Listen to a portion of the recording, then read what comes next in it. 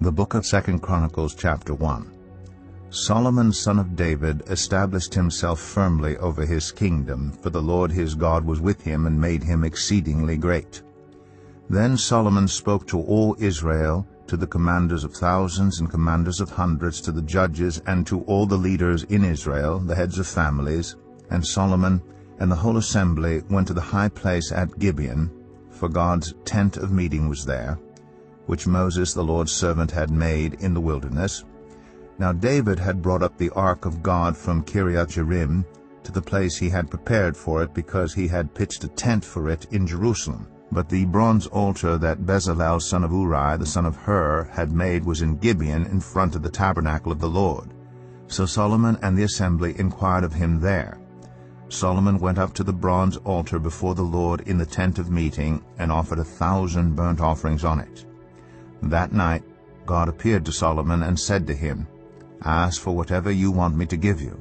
Solomon answered God, "You have shown great kindness to David my father, and have made me king in his place.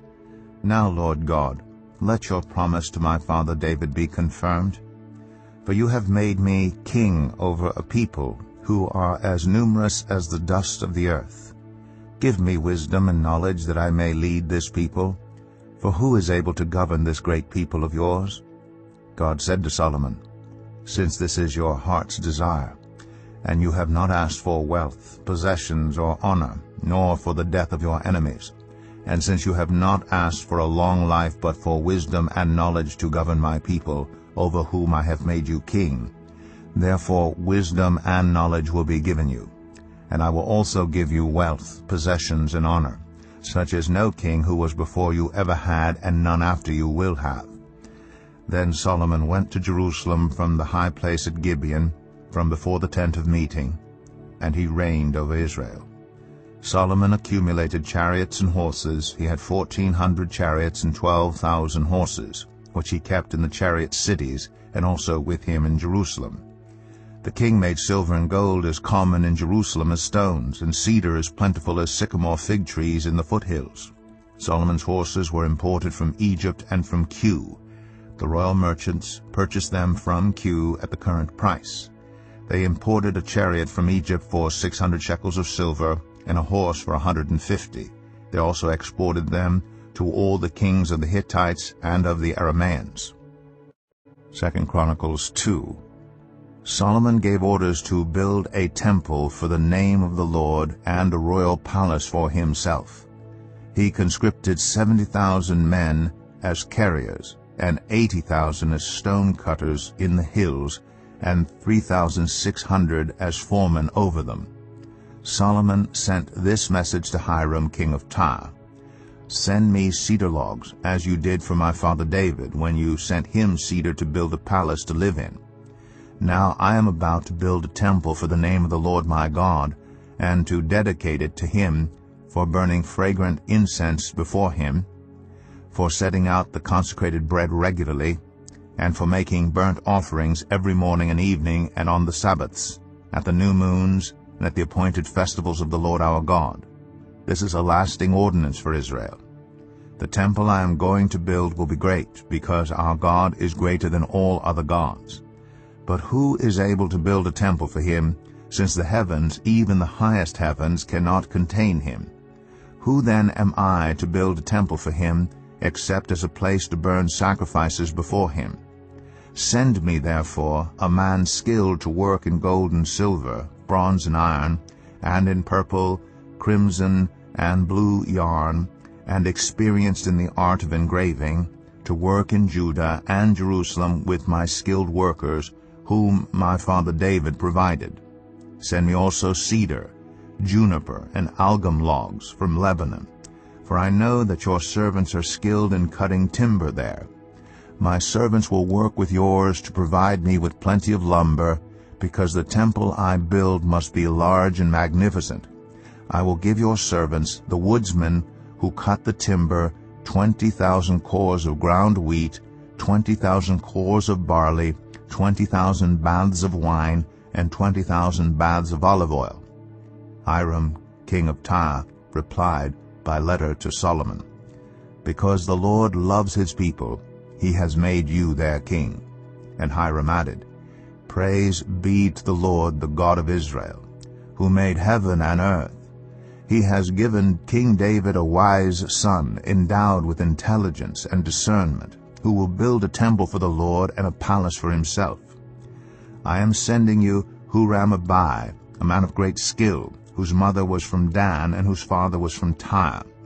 He is trained to work in gold and silver, bronze and iron, stone and wood, and with purple and blue and crimson yarn and fine linen. He is experienced in all kinds of engraving and can execute any design given to him. He will work with your skilled workers and with those of my lord, David your father. Now let my lord send his servants the wheat and barley and the olive oil and wine he promised. And we will cut all the logs from Lebanon that you need, and will float them as rafts by sea down to Joppa. You can then take them up to Jerusalem." Solomon took a census of all the foreigners residing in Israel after the census his father David had taken, and they were found to be 153,600. He assigned 70,000 of them to be carriers, and 80,000 to be stone cutters in the hills, with 3,600 foremen over them to keep the people working. 2 Chronicles 3. Then Solomon began to build the temple of the Lord in Jerusalem on Mount Moriah, where the Lord had appeared to his father David. It was on the threshing floor of Araunah, the Jebusite, the place provided by David. He began building on the 2nd day of the 2nd month in the 4th year of his reign.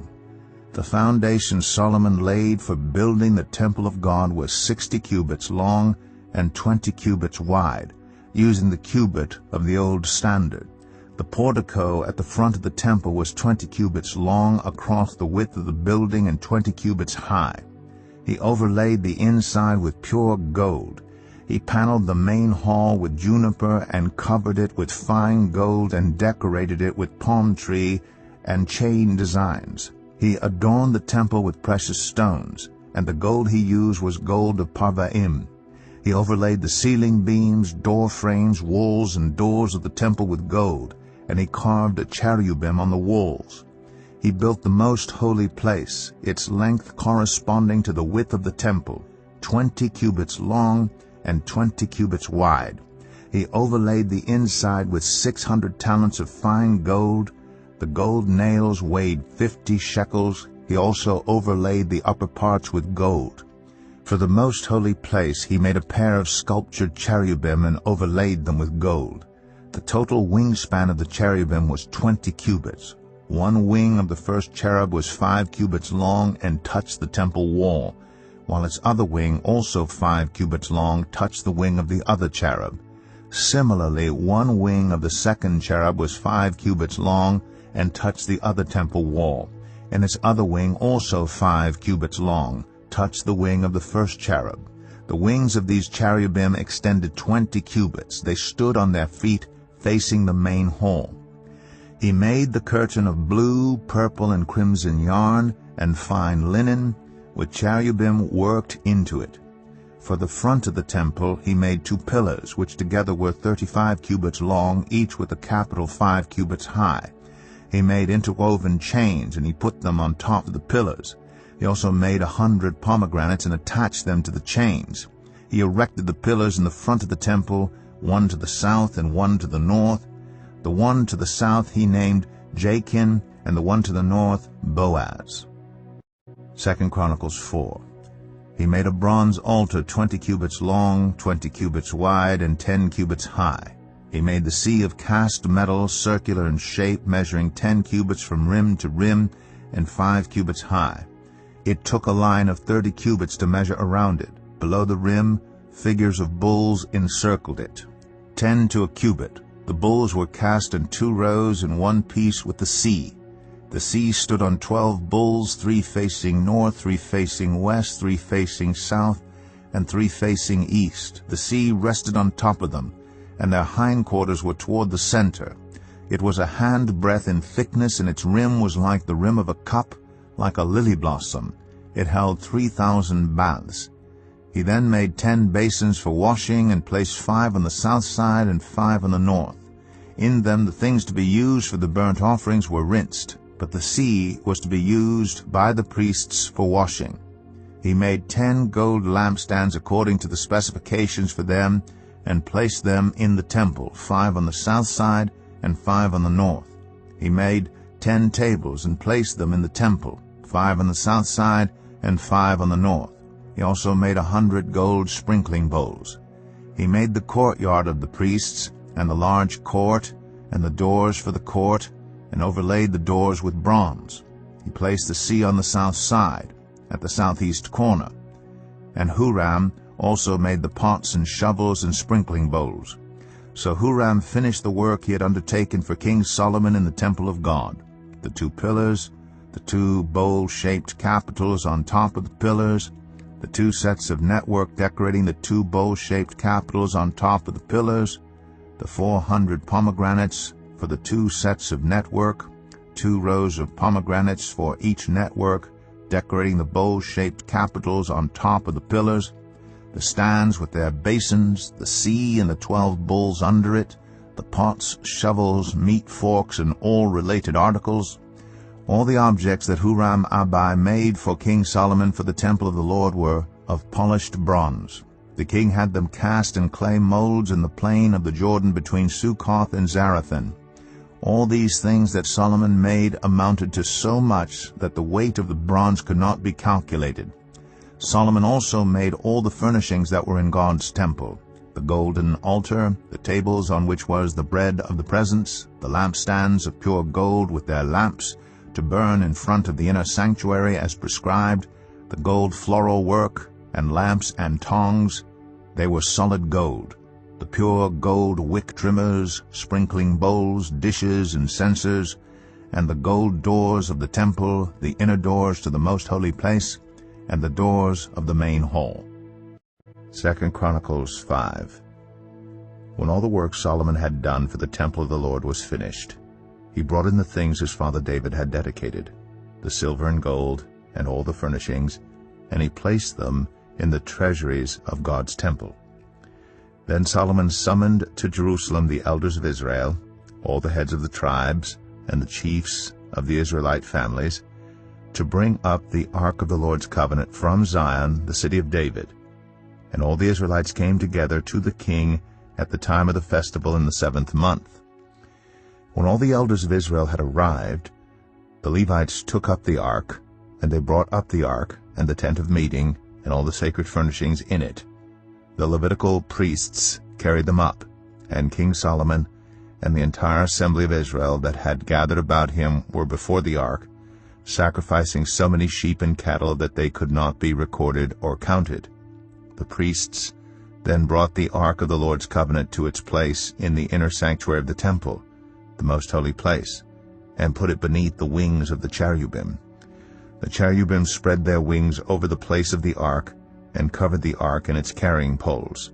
These poles were so long that their ends extending from the ark could be seen from in front of the inner sanctuary, but not from outside the holy place, and they are still there today.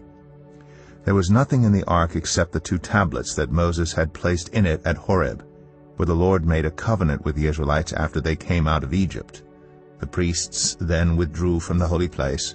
All the priests who were there had consecrated themselves, regardless of their divisions. All the Levites who were musicians, Asaph, Heman, Jeduthun, and their sons and relatives, stood on the east side of the altar, dressed in fine linen and playing cymbals, harps, and lyres. They were accompanied by 120 priests sounding trumpets. The trumpeters and musicians joined in unison to give praise and thanks to the Lord, accompanied by trumpets, cymbals, and other instruments. The singers raised their voices in praise to the Lord and sang, "He is good, His love endures forever." Then the temple of the Lord was filled with the cloud, and the priests could not perform their service because of the cloud, for the glory of the Lord filled the temple of God. 2 Chronicles 6. Then Solomon said, "The Lord has said that he would dwell in a dark cloud. I have built a magnificent temple for you, a place for you to dwell forever. While the whole assembly of Israel was standing there, the king turned around and blessed them. Then he said, "Praise be to the Lord, the God of Israel, who with his hands has fulfilled what he promised with his mouth to my father David.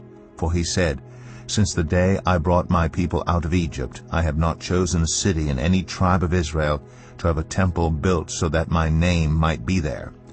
Nor have I chosen anyone to be ruler over my people Israel. But now I have chosen Jerusalem for my name to be there, and I have chosen David to rule my people Israel. My father David had it in his heart to build a temple for the name of the Lord, the God of Israel. But the Lord said to my father David, You did well to have it in your heart to build a temple for my name. Nevertheless, you are not the one to build the temple, but your son, your own flesh and blood, he is the one who will build the temple for my name. The Lord has kept the promise he made. I have succeeded David my father, and now I sit on the throne of Israel, just as the Lord promised, and I have built the temple for the name of the Lord, the God of Israel. There I have placed the ark in which is the covenant of the Lord that he made with the people of Israel." Then Solomon stood before the altar of the Lord in front of the whole assembly of Israel, and spread out his hands.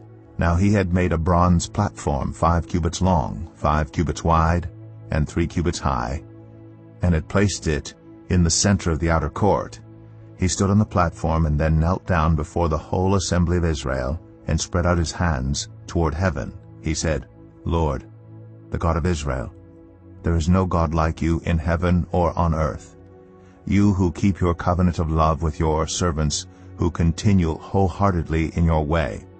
You have kept your promise to your servant David my father. With your mouth you have promised, and with your hand you have fulfilled it, as it is today. Now, Lord, the God of Israel, keep for your servant David my father the promises you made to him when you said, You shall never fail to have a successor to sit before me on the throne of Israel. If only your descendants are careful in all they do to walk before me according to my law, as you have done. And now, Lord, the God of Israel, let your word that you promised your servant David come true. But will God really dwell on earth with humans? The heavens, even the highest heavens, cannot contain you. How much less this temple I have built? Yet, Lord my God, give attention to your servant's prayer and his plea for mercy. Hear the cry and the prayer that your servant is praying in your presence. May your eyes be open toward this temple day and night, this place of which you said you would put your name there. May you hear the prayer your servant prays toward this place. Hear the supplications of your servant and of your people Israel when they pray toward this place. Hear from heaven, your dwelling place, and when you hear, forgive. When anyone wrongs their neighbor and is required to take an oath, and they come and swear the oath before your altar in this temple, then hear from heaven and act. Judge between your servants, condemning the guilty, and bringing down on their heads what they have done, and vindicating the innocent by treating them in accordance with their innocence. When your people Israel have been defeated by an enemy because they have sinned against you, and when they turn back and give praise to your name, praying and making supplication before you in this temple, then hear from heaven, and forgive the sin of your people Israel, and bring them back to the land you gave to them and their ancestors. When the heavens are shut up, and there is no rain because your people have sinned against you, and when they pray toward this place, and give praise to your name, and turn from their sin because you have afflicted them, then hear from heaven, and forgive the sin of your servants, your people Israel. Teach them the right way to live, and send rain on the land you gave your people for an inheritance. When famine or plague comes to the land, or blight, or mildew, locusts, or grasshoppers, or when enemies besiege them in any of their cities, whatever disaster or disease may come, and when a prayer or plea is made by anyone among your people Israel, being aware of their afflictions and pains and spreading out their hands toward this temple, then hear from heaven, your dwelling place. Forgive and deal with everyone according to all they do, since you know their hearts. For you alone know the human heart, so that they will fear you and walk in obedience to you all the time they live in the land you gave our ancestors. As for the foreigner who does not belong to your people Israel, but has come from a distant land because of your great name and your mighty hand and your outstretched arm, when they come and pray toward this temple, then hear from heaven, your dwelling place. Do whatever the foreigner asks of you, so that all the peoples of the earth may know your name and fear you, as do your own people Israel, and may know that this house I have built bears your name. When your people go to war against their enemies, wherever you send them, and when they pray to you toward this city you have chosen, and the temple I have built for your name, then hear from heaven their prayer and their plea, and uphold their cause. When they sin against you, for there is no one who does not sin, and you become angry with them and give them over to the enemy, who takes them captive to a land far away or near, and if they have a change of heart in the land where they are held captive, and repent and plead with you in the land of their captivity, and say, We have sinned, we have done wrong and acted wickedly. And if they turn back to you with all their heart and soul in the land of their captivity, where they were taken, and pray toward the land you gave their ancestors, toward the city you have chosen, and toward the temple I have built for your name, then from heaven, your dwelling place, hear their prayer and their pleas, and uphold their cause, and forgive your people who have sinned against you. Now, my God, may your eyes be open and your ears attentive to the prayers offered in this place. Now arise, Lord God, and come to your resting place, you and the ark of your might. May your priests, Lord God, be clothed with salvation. May your faithful people rejoice in your goodness. Lord God, do not reject your anointed one. Remember the great love promised to David, your servant. 2 Chronicles 7. When Solomon finished praying, fire came down from heaven and consumed the burnt offering and the sacrifices, and the glory of the Lord filled the temple. The priests could not enter the temple of the Lord because the glory of the Lord filled it. When all the Israelites saw the fire coming down and the glory of the Lord above the temple, they knelt on the pavement with their faces to the ground, and they worshipped and gave thanks to the Lord, saying, He is good. His love endures forever. Then the king and all the people offered sacrifices before the Lord. And King Solomon offered a sacrifice of 22,000 head of cattle and 120,000 sheep and goats. So the king and all the people dedicated the temple of God. The priests took their positions, as did the Levites, with the Lord's musical instruments, which King David had made for praising the Lord, and which were used when he gave thanks, saying, His love endures forever. Opposite the Levites the priests blew their trumpets, and all the Israelites were standing. Solomon consecrated the middle part of the courtyard in front of the temple of the Lord, and there he offered burnt offerings and the fat of the fellowship offerings, because the bronze altar he had made could not hold the burnt offerings, the grain offerings, and the fat portions. So Solomon observed the festival at that time for 7 days, and all Israel with him, a vast assembly, people from Lebo Hamath to the Wadi of Egypt. On the 8th day they held an assembly, for they had celebrated the dedication of the altar for 7 days, and the festival for 7 days more. On the 23rd day of the 7th month he sent the people to their homes, joyful and glad in heart for the good things the Lord had done for David and Solomon and for his people Israel. When Solomon had finished the temple of the Lord and the royal palace, and had succeeded in carrying out all he had in mind to do in the temple of the Lord and in his own palace, the Lord appeared to him at night and said, I have heard your prayer, and have chosen this place for myself as a temple for sacrifices. When I shut up the heavens so that there is no rain, or command locusts to devour the land, or send a plague among my people, if my people, who are called by my name, will humble themselves and pray and seek my face and turn from their wicked ways, then I will hear from heaven, and I will forgive their sin and will heal their land. Now my eyes will be open and my ears attentive to the prayers offered in this place. I have chosen and consecrated this temple so that my name may be there forever. My eyes and my heart will always be there. As for you, if you walk before me faithfully, as David your father did, and do all I command, and observe my decrees and laws, I will establish your royal throne, as I covenanted with David your father when I said, You shall never fail to have a successor to rule over Israel. But if you turn away and forsake the decrees and commands I have given you, and go off to serve other gods and worship them, then I will uproot Israel from my land, which I have given them, and will reject this temple I have consecrated for my name. I will make it a byword and an object of ridicule among all peoples. This temple will become a heap of rubble. All who pass by will be appalled and say, Why has the Lord done such a thing to this land and to this temple? People will answer, Because they have forsaken the Lord, the God of their ancestors, who brought them out of Egypt, and have embraced other gods, worshipping and serving them. That is why he brought all this disaster on them. 2 Chronicles 8. At the end of 20 years, during which Solomon built the temple of the Lord and his own palace, Solomon rebuilt the villages that Hiram had given him, and settled Israelites in them. Solomon then went to Hamath-zobah and captured it.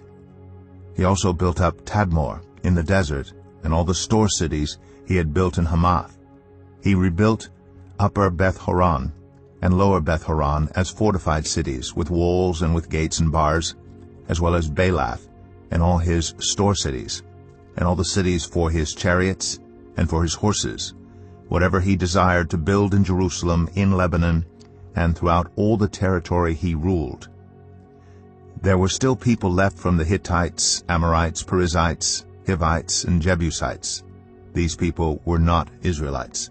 Solomon conscripted the descendants of all these people remaining in the land, whom the Israelites had not destroyed, to serve as slave labor, as it is to this day. But Solomon did not make slaves of the Israelites for his work. They were his fighting men, commanders of his captains, and commanders of his chariots and charioteers. They were also King Solomon's chief officials, 250 officials supervising the men. Solomon brought Pharaoh's daughter up from the city of David to the palace he had built for her, for he said, My wife must not live in the palace of David, king of Israel, because the places the ark of the Lord has entered are holy. On the altar of the Lord that he had built in front of the portico, Solomon sacrificed burnt offerings to the Lord according to the daily requirement for offerings commanded by Moses for the Sabbaths, the new moons, and the 3 annual festivals, the festival of unleavened bread, the festival of weeks, and the festival of tabernacles. In keeping with the ordinance of his father David, he appointed the divisions of the priests for their duties, and the Levites to lead the praise and to assist the priests according to each day's requirement. He also appointed the gatekeepers by divisions for the various gates, because this was what David the man of God had ordered. They did not deviate from the king's commands to the priests or to the Levites in any matter, including that of the treasuries. All Solomon's work was carried out from the day the foundation of the temple of the Lord was laid until its completion. So the temple of the Lord was finished.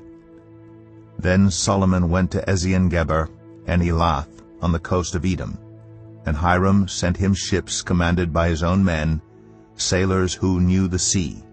These, with Solomon's men, sailed to Ophir and brought back 450 talents of gold, which they delivered to King Solomon. 2 Chronicles 9. When the queen of Sheba heard of Solomon's fame, she came to Jerusalem to test him with hard questions, arriving with a very great caravan with camels carrying spices, large quantities of gold and precious stones. She came to Solomon and talked with him about all she had on her mind. Solomon answered all her questions. Nothing was too hard for him to explain to her. When the queen of Sheba saw the wisdom of Solomon, as well as the palace he had built, the food on his table, the seating of his officials, the attending servants in their robes, the cupbearers in their robes, and the burnt offerings he made at the temple of the Lord, she was overwhelmed. She said to the king, "The report I heard in my own country about your achievements and your wisdom is true. But I did not believe what they said until I came and saw with my own eyes. Indeed, not even half the greatness of your wisdom was told me. You have far exceeded the report I heard. How happy your people must be! How happy your officials, who continually stand before you and hear your wisdom. Praise be to the Lord your God, who has delighted in you and placed you on his throne as king to rule for the Lord your God.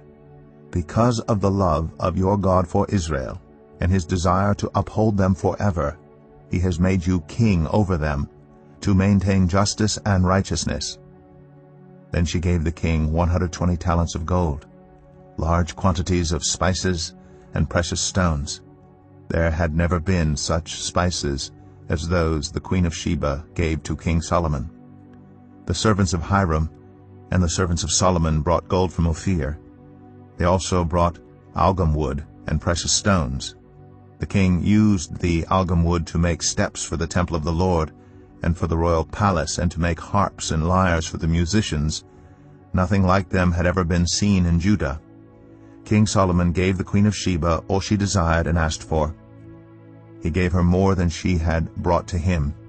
Then she left and returned with her retinue to her own country. The weight of gold that Solomon received yearly was 666 talents, not including the revenues brought in by merchants and traders. Also, all the kings of Arabia and the governors of the territories brought gold and silver to Solomon. King Solomon made 200 large shields of hammered gold. 600 shekels of hammered gold went into each shield. He also made 300 small shields of hammered gold, with 300 shekels of gold in each shield. The king put them in the palace of the forest of Lebanon. Then the king made a great throne covered with ivory, and overlaid with pure gold. The throne had 6 steps, and a footstool of gold was attached to it. On both sides of the seat were armrests with a lion standing beside each of them. 12 lions stood on the 6 steps, one at either end of each step. Nothing like it had ever been made for any other kingdom. All King Solomon's goblets were gold, and all the household articles in the palace of the forest of Lebanon were pure gold. Nothing was made of silver, because silver was considered of little value in Solomon's day. The king had a fleet of trading ships, manned by Hiram's servants. Once every 3 years it returned, carrying gold, silver, and ivory, and apes and baboons. King Solomon was greater in riches and wisdom than all the other kings of the earth. All the kings of the earth sought audience with Solomon to hear the wisdom God had put in his heart. Year after year everyone who came brought a gift, articles of silver and gold, and robes, weapons and spices, and horses and mules. Solomon had 4,000 stalls for horses and chariots, and 12,000 horses, which he kept in the chariot cities and also with him in Jerusalem. He ruled over all the kings from the Euphrates River to the land of the Philistines, as far as the border of Egypt. The king made silver as common in Jerusalem as stones, and cedar as plentiful as sycamore fig trees in the foothills. Solomon's horses were imported from Egypt and from all other countries. As for the other events of Solomon's reign, from beginning to end, are they not written in the records of Nathan the prophet, in the prophecy of Ahijah the Shilonite, and in the visions of Iddo the seer concerning Jeroboam son of Nebat? Solomon reigned in Jerusalem over all Israel 40 years. Then he rested with his ancestors, and was buried in the city of David his father, and Rehoboam his son succeeded him as king. 2 Chronicles 10. Rehoboam went to Shechem, for all Israel had gone there to make him king. When Jeroboam son of Nebat heard this, he was in Egypt, where he had fled from King Solomon. He returned from Egypt. So they sent for Jeroboam, and he and all Israel went to Rehoboam and said to him, "Your father put a heavy yoke on us, but now lighten the harsh labor and the heavy yoke he put on us, and we will serve you." Rehoboam answered, "Come back to me in 3 days." So the people went away. Then King Rehoboam consulted the elders who had served his father Solomon during his lifetime. "How would you advise me to answer these people?" he asked. They replied, "If you will be kind to these people and please them and give them a favorable answer, they will always be your servants." But Rehoboam rejected the advice the elders gave him and consulted the young men who had grown up with him and were serving him.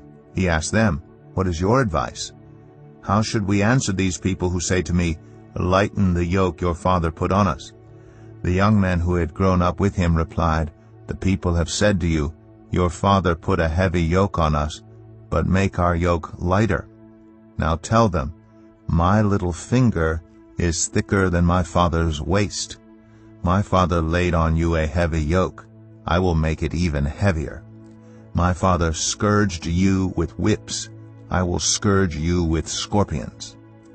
3 days later, Jeroboam and all the people returned to Rehoboam as the king had said, "Come back to me in 3 days." The king answered them harshly. Rejecting the advice of the elders, he followed the advice of the young men and said, "My father made your yoke heavy. I will make it even heavier. My father scourged you with whips. I will scourge you with scorpions." So the king did not listen to the people, for this turn of events was from God, to fulfill the word the Lord had spoken to Jeroboam son of Nebat through Ahijah the Shilonite. When all Israel saw that the king refused to listen to them, they answered the king, "What share do we have in David? What part in Jesse's son? To your tents, Israel. Look after your own house, David." So all the Israelites went home. But as for the Israelites who were living in the towns of Judah, Rehoboam still ruled over them. King Rehoboam sent out Adoniram, who was in charge of forced labor, but the Israelites stoned him to death. King Rehoboam, however, managed to get into his chariot and escape to Jerusalem. So Israel has been in rebellion against the house of David to this day. 2 Chronicles 11. When Rehoboam arrived in Jerusalem, he mustered Judah and Benjamin, 180,000 able young men, to go to war against Israel and to regain the kingdom for Rehoboam. But this word of the Lord came to Shemaiah the man of God. "Say to Rehoboam son of Solomon, king of Judah, and to all Israel in Judah and Benjamin, this is what the Lord says. Do not go up to fight against your fellow Israelites. Go home, every one of you, for this is my doing." So they obeyed the words of the Lord and turned back from marching against Jeroboam. Rehoboam lived in Jerusalem and built up towns for defense in Judah, Bethlehem, Etam, Tekoa, Beth-zur, Socoh, Adullam, Gath, Mareshah, Ziph, Adoraim, Lachish, Azekah, Zorah, Ajalon, and Hebron. These were fortified cities in Judah and Benjamin.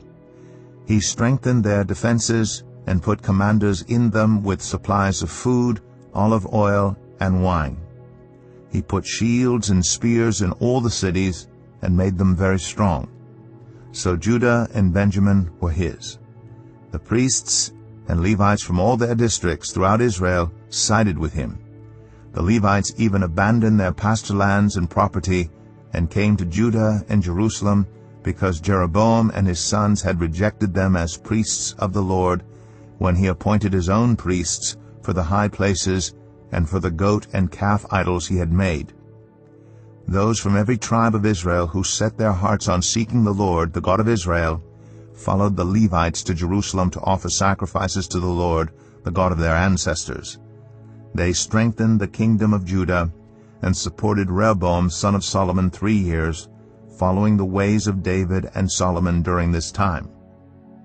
Rehoboam married Mahalath, who was the daughter of David's son Jeremoth, and Abihail, the daughter of Jesse's son Eliab. She bore him sons, Jeush, Shemariah, and Zaham. Then he married Maacah, daughter of Absalom, who bore him Abijah, Attai, Ziza, and Shelomith. Rehoboam loved Maacah, daughter of Absalom, more than any of his other wives and concubines. In all he had 18 wives and 60 concubines, 28 sons and 60 daughters. Rehoboam appointed Abijah son of Maacah as crown prince among his brothers in order to make him king. He acted wisely, dispersing some of his sons throughout the districts of Judah and Benjamin and to all the fortified cities. He gave them abundant provisions and took many wives for them. 2 Chronicles 12. After Rehoboam's position as king was established, and he had become strong, he and all Israel with him abandoned the law of the Lord. Because they had been unfaithful to the Lord, Shishak, king of Egypt, attacked Jerusalem in the 5th year of King Rehoboam, with 1,200 chariots and 60,000 horsemen, and the innumerable troops of Libyans, Sukkites, and Cushites that came with him from Egypt. He captured the fortified cities of Judah and came as far as Jerusalem. Then the prophet Shemaiah came to Rehoboam and to the leaders of Judah who had assembled in Jerusalem for fear of Shishak, and he said to them, "This is what the Lord says, You have abandoned me, therefore I now abandon you to Shishak." The leaders of Israel and the king humbled themselves and said, "The Lord is just." When the Lord saw that they humbled themselves, this word of the Lord came to Shemaiah, "Since they have humbled themselves, I will not destroy them, but will soon give them deliverance. My wrath will not be poured out on Jerusalem through Shishak.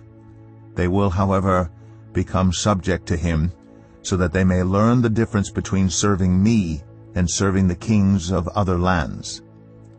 When Shishak, king of Egypt, attacked Jerusalem, he carried off the treasures of the temple of the Lord and the treasures of the royal palace. He took everything, including the gold shields Solomon had made.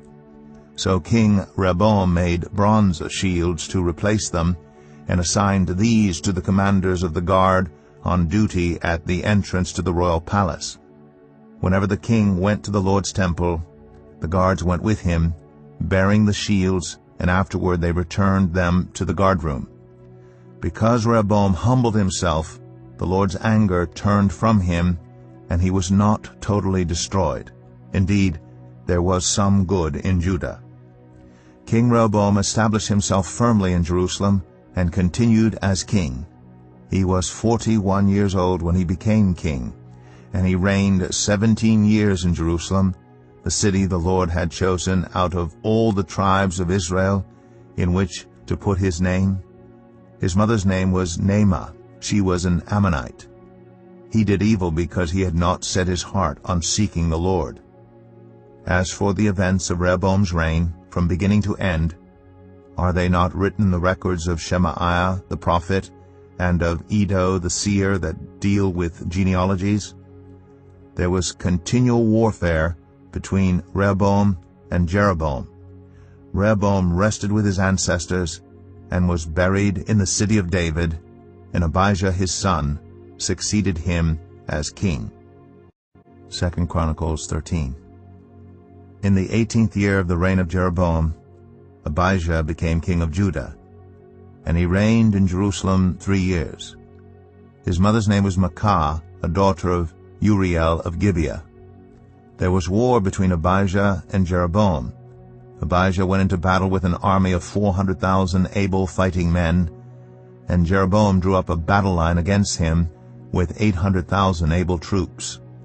Abijah stood on Mount Zemaraim in the hill country of Ephraim and said, "Jeroboam and all Israel, listen to me. Don't you know that the Lord, the God of Israel, has given the kingship of Israel to David and his descendants forever by a covenant of salt? Yet Jeroboam, son of Nebat, an official of Solomon, son of David, rebelled against his master. Some worthless scoundrels gathered around him and opposed Rehoboam, son of Solomon, when he was young and indecisive and not strong enough to resist them. And now you plan to resist the kingdom of the Lord, which is in the hands of David's descendants. You are indeed a vast army, and have with you the golden calves that Jeroboam made to be your gods. But didn't you drive out the priests of the Lord, the sons of Aaron and the Levites, and make priests of your own, as the peoples of other lands do? Whoever comes to consecrate himself with a young bull and 7 rams may become a priest of what are not gods. As for us, the Lord is our God, and we have not forsaken him. The priests who serve the Lord are sons of Aaron, and the Levites assist them. Every morning and evening they present burnt offerings and fragrant incense to the Lord. They set out the bread on the ceremonially clean table and light the lamps on the gold lampstands every evening. We are observing the requirements of the Lord our God, but you have forsaken him. God is with us. He is our leader. His priests with their trumpets will sound the battle cry against you. People of Israel, do not fight against the Lord, the God of your ancestors, for you will not succeed. Now Jeroboam had sent troops around to the rear, so that while he was in front of Judah, the ambush was behind them. Judah turned and saw that they were being attacked at both front and rear. Then they cried out to the Lord. The priests blew their trumpets, and the men of Judah raised their battle cry. At the sound of their battle cry, God routed Jeroboam and all Israel before Abijah and Judah.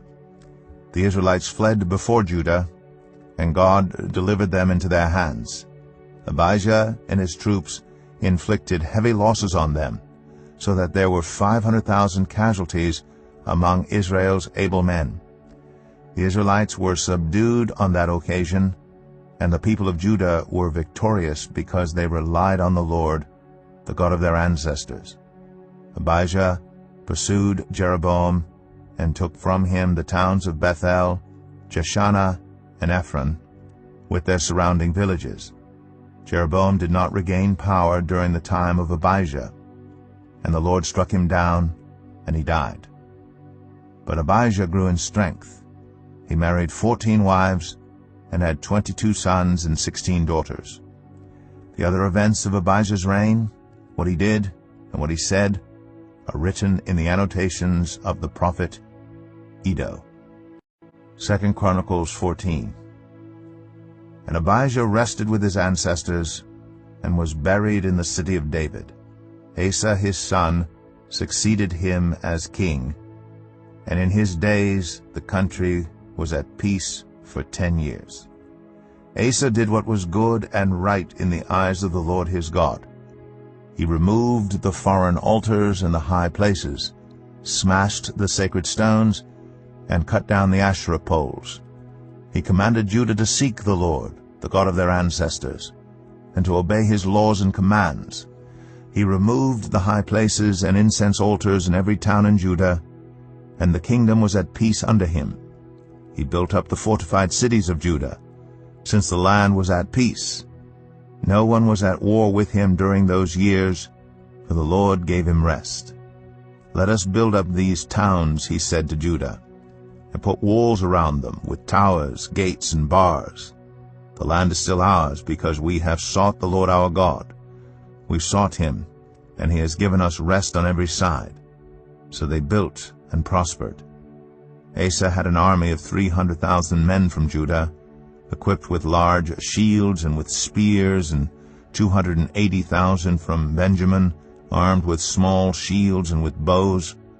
All these were brave fighting men. Zerah the Cushite marched out against them with an army of thousands upon thousands and 300 chariots, and came as far as Mareshah. Asa went out to meet him, and they took up battle positions in the valley of Zephathah near Mareshah. Then Asa called to the Lord his God and said, Lord, there's no one like you to help the powerless against the mighty. Help us, Lord our God, for we rely on you, and in your name we have come against this vast army. Lord, you are our God. Do not let mere mortals prevail against you. The Lord struck down the Cushites before Asa and Judah. The Cushites fled, and Asa and his army pursued them as far as Gerar. Such a great number of Cushites fell that they could not recover. They were crushed before the Lord and his forces. The men of Judah carried off a large amount of plunder. They destroyed all the villages around Gerar, for the terror of the Lord had fallen on them. They looted all these villages, since there was much plunder there. They also attacked the camps of the herders and carried off droves of sheep and goats and camels. Then they returned to Jerusalem. 2 Chronicles 15. The Spirit of God came on Azariah son of Oded. He went out to meet Asa and said to him, "Listen to me, Asa, and all Judah and Benjamin. The Lord is with you when you are with him.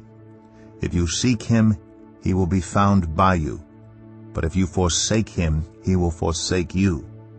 For a long time Israel was without the true God, without a priest to teach, and without the law. But in their distress they turned to the Lord, the God of Israel, and sought him, and he was found by them. In those days it was not safe to travel about, for all the inhabitants of the lands were in great turmoil. One nation was being crushed by another, and one city by another, because God was troubling them with every kind of distress. But as for you, be strong and do not give up, for your work will be rewarded." When Asa heard these words and the prophecy of Azariah son of Oded, the prophet, he took courage. He removed the detestable idols from the whole land of Judah and Benjamin, and from the towns he had captured in the hills of Ephraim. He repaired the altar of the Lord that was in front of the portico of the Lord's temple. Then he assembled all Judah and Benjamin, and the people from Ephraim, Manasseh, and Simeon, who had settled among them, for large numbers had come over to him from Israel when they saw that the Lord his God was with him. They assembled at Jerusalem in the 3rd month of the 15th year of Asa's reign. At that time they sacrificed to the Lord 700 head of cattle and 7,000 sheep and goats from the plunder they had brought back. They entered into a covenant to seek the Lord, the God of their ancestors, with all their heart and soul. All who would not seek the Lord, the God of Israel, were to be put to death, whether small or great, man or woman. They took an oath to the Lord with loud acclamation, with shouting and with trumpets and horns. All Judah rejoiced about the oath because they had sworn it wholeheartedly. They sought God eagerly, and he was found by them. So the Lord gave them rest on every side. King Asa also deposed his grandmother Maacah from her position as queen mother because she had made a repulsive image for the worship of Asherah. Asa cut it down, broke it up, and burned it in the Kidron Valley.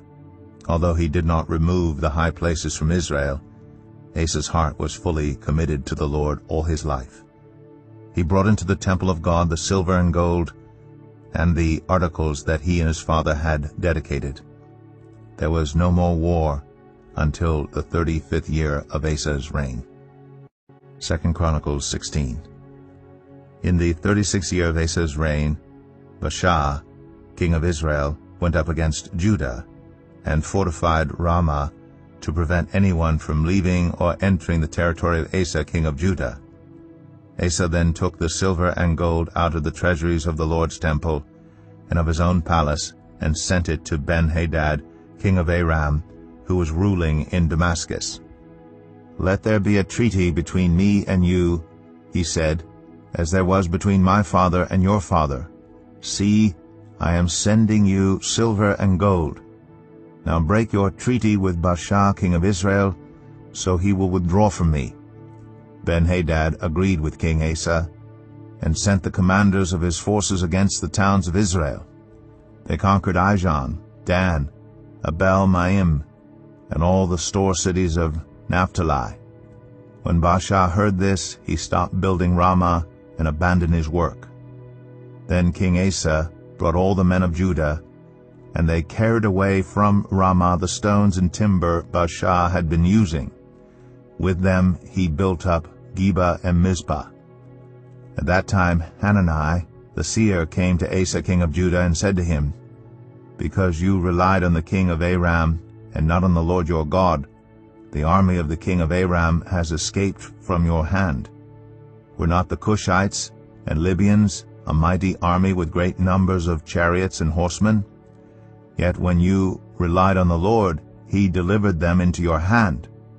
For the eyes of the Lord range throughout the earth to strengthen those whose hearts are fully committed to him. You have done a foolish thing, and from now on you will be at war." Asa was angry with the seer because of this. He was so enraged that he put him in prison. At the same time, Asa brutally oppressed some of the people. The events of Asa's reign, from beginning to end, are written in the book of the kings of Judah and Israel. In the 39th year of his reign, Asa was afflicted with a disease in his feet. Though his disease was severe, even in his illness he did not seek help from the Lord, but only from the physicians. Then in the 41st year of his reign, Asa died and rested with his ancestors. They buried him in the tomb that he had cut out for himself in the city of David. They laid him on a bier covered with spices and various blended perfumes, and they made a huge fire in his honor. 2 Chronicles 17. Jehoshaphat his son succeeded him as king and strengthened himself against Israel. He stationed troops in all the fortified cities of Judah, and put garrisons in Judah, and in the towns of Ephraim that his father Asa had captured. The Lord was with Jehoshaphat, because he followed the ways of his father David before him. He did not consult the Baals, but sought the God of his father and followed his commands rather than the practices of Israel. The Lord established the kingdom under his control, and all Judah brought gifts to Jehoshaphat, so that he had great wealth and honor. His heart was devoted to the ways of the Lord. Furthermore, he removed the high places and the Asherah poles from Judah. In the 3rd year of his reign he sent his officials Ben-Hail, Obadiah, Zechariah, Nethanel, and Micaiah to teach in the towns of Judah. With them were certain Levites, Shemaiah, Nethaniah, Zebadiah, Asahel, Shemiramoth, Jehonathan, Adonijah, Tobijah, and Tob-Adonijah, and the priests Elishama and Jehoram. They taught throughout Judah, taking with them the book of the law of the Lord. They went around to all the towns of Judah and taught the people. The fear of the Lord fell on all the kingdoms of the lands surrounding Judah, so that they did not go to war against Jehoshaphat.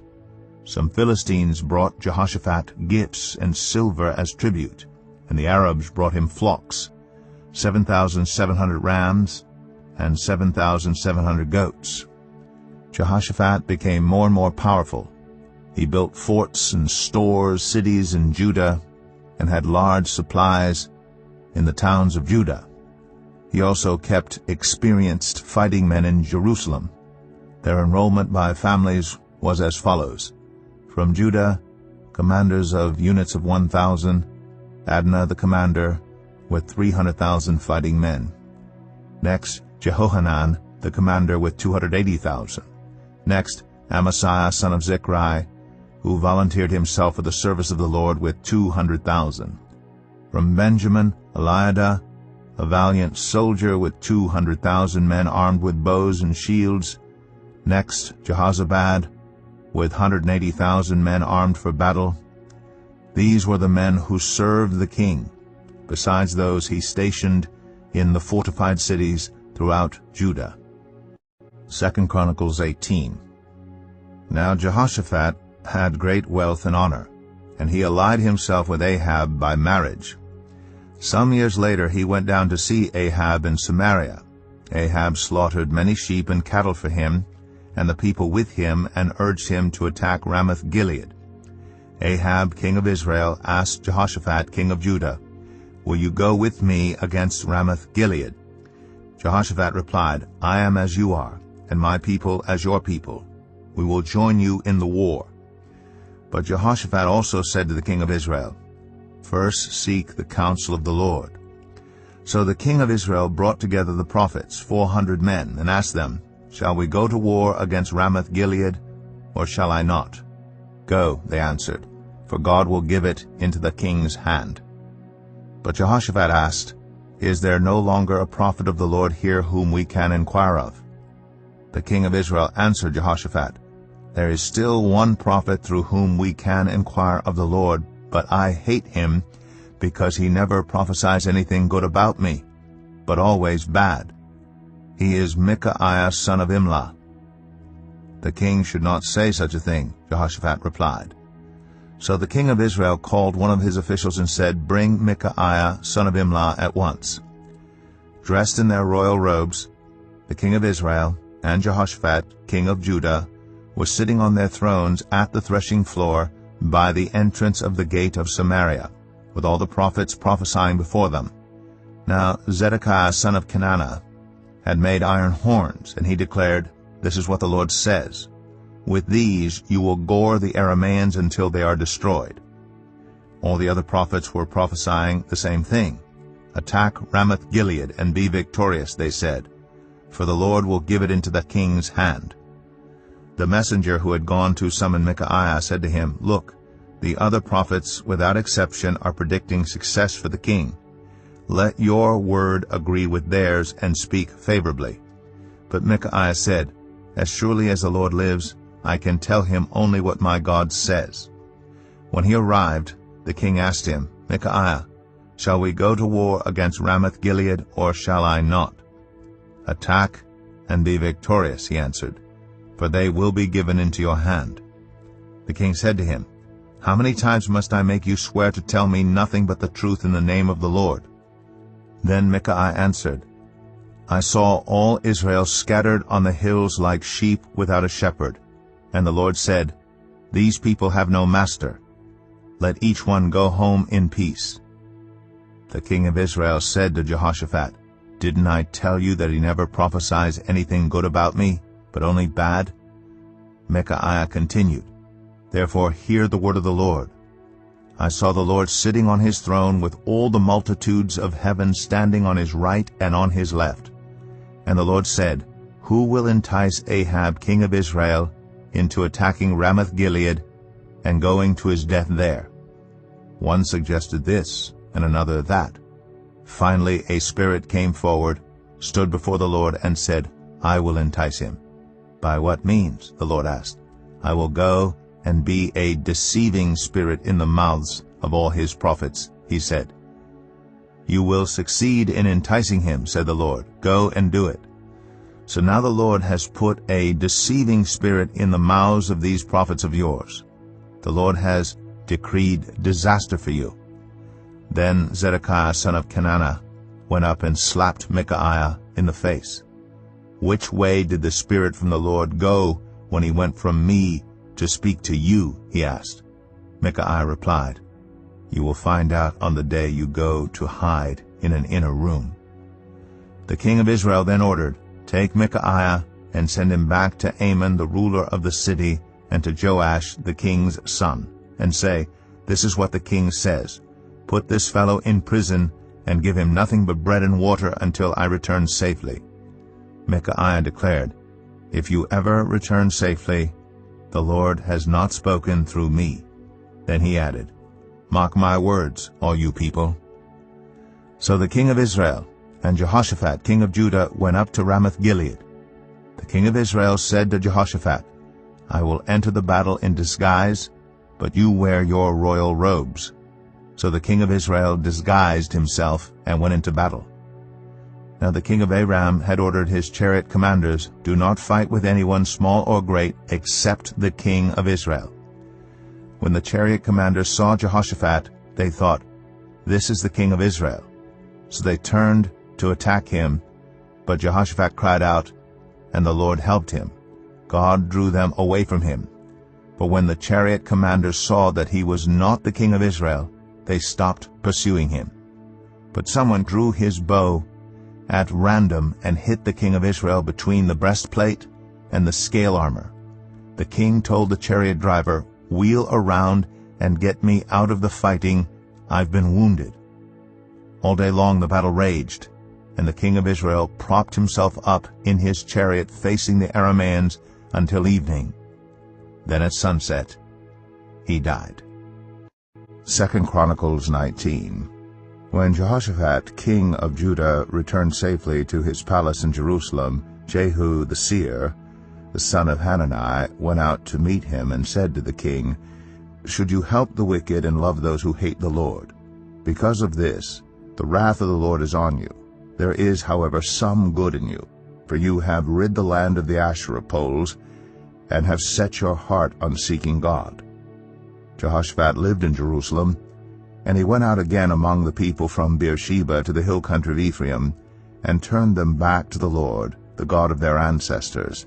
He appointed judges in the land, in each of the fortified cities of Judah. He told them, "Consider carefully what you do, because you are not judging for mere mortals, but for the Lord, who is with you whenever you give a verdict.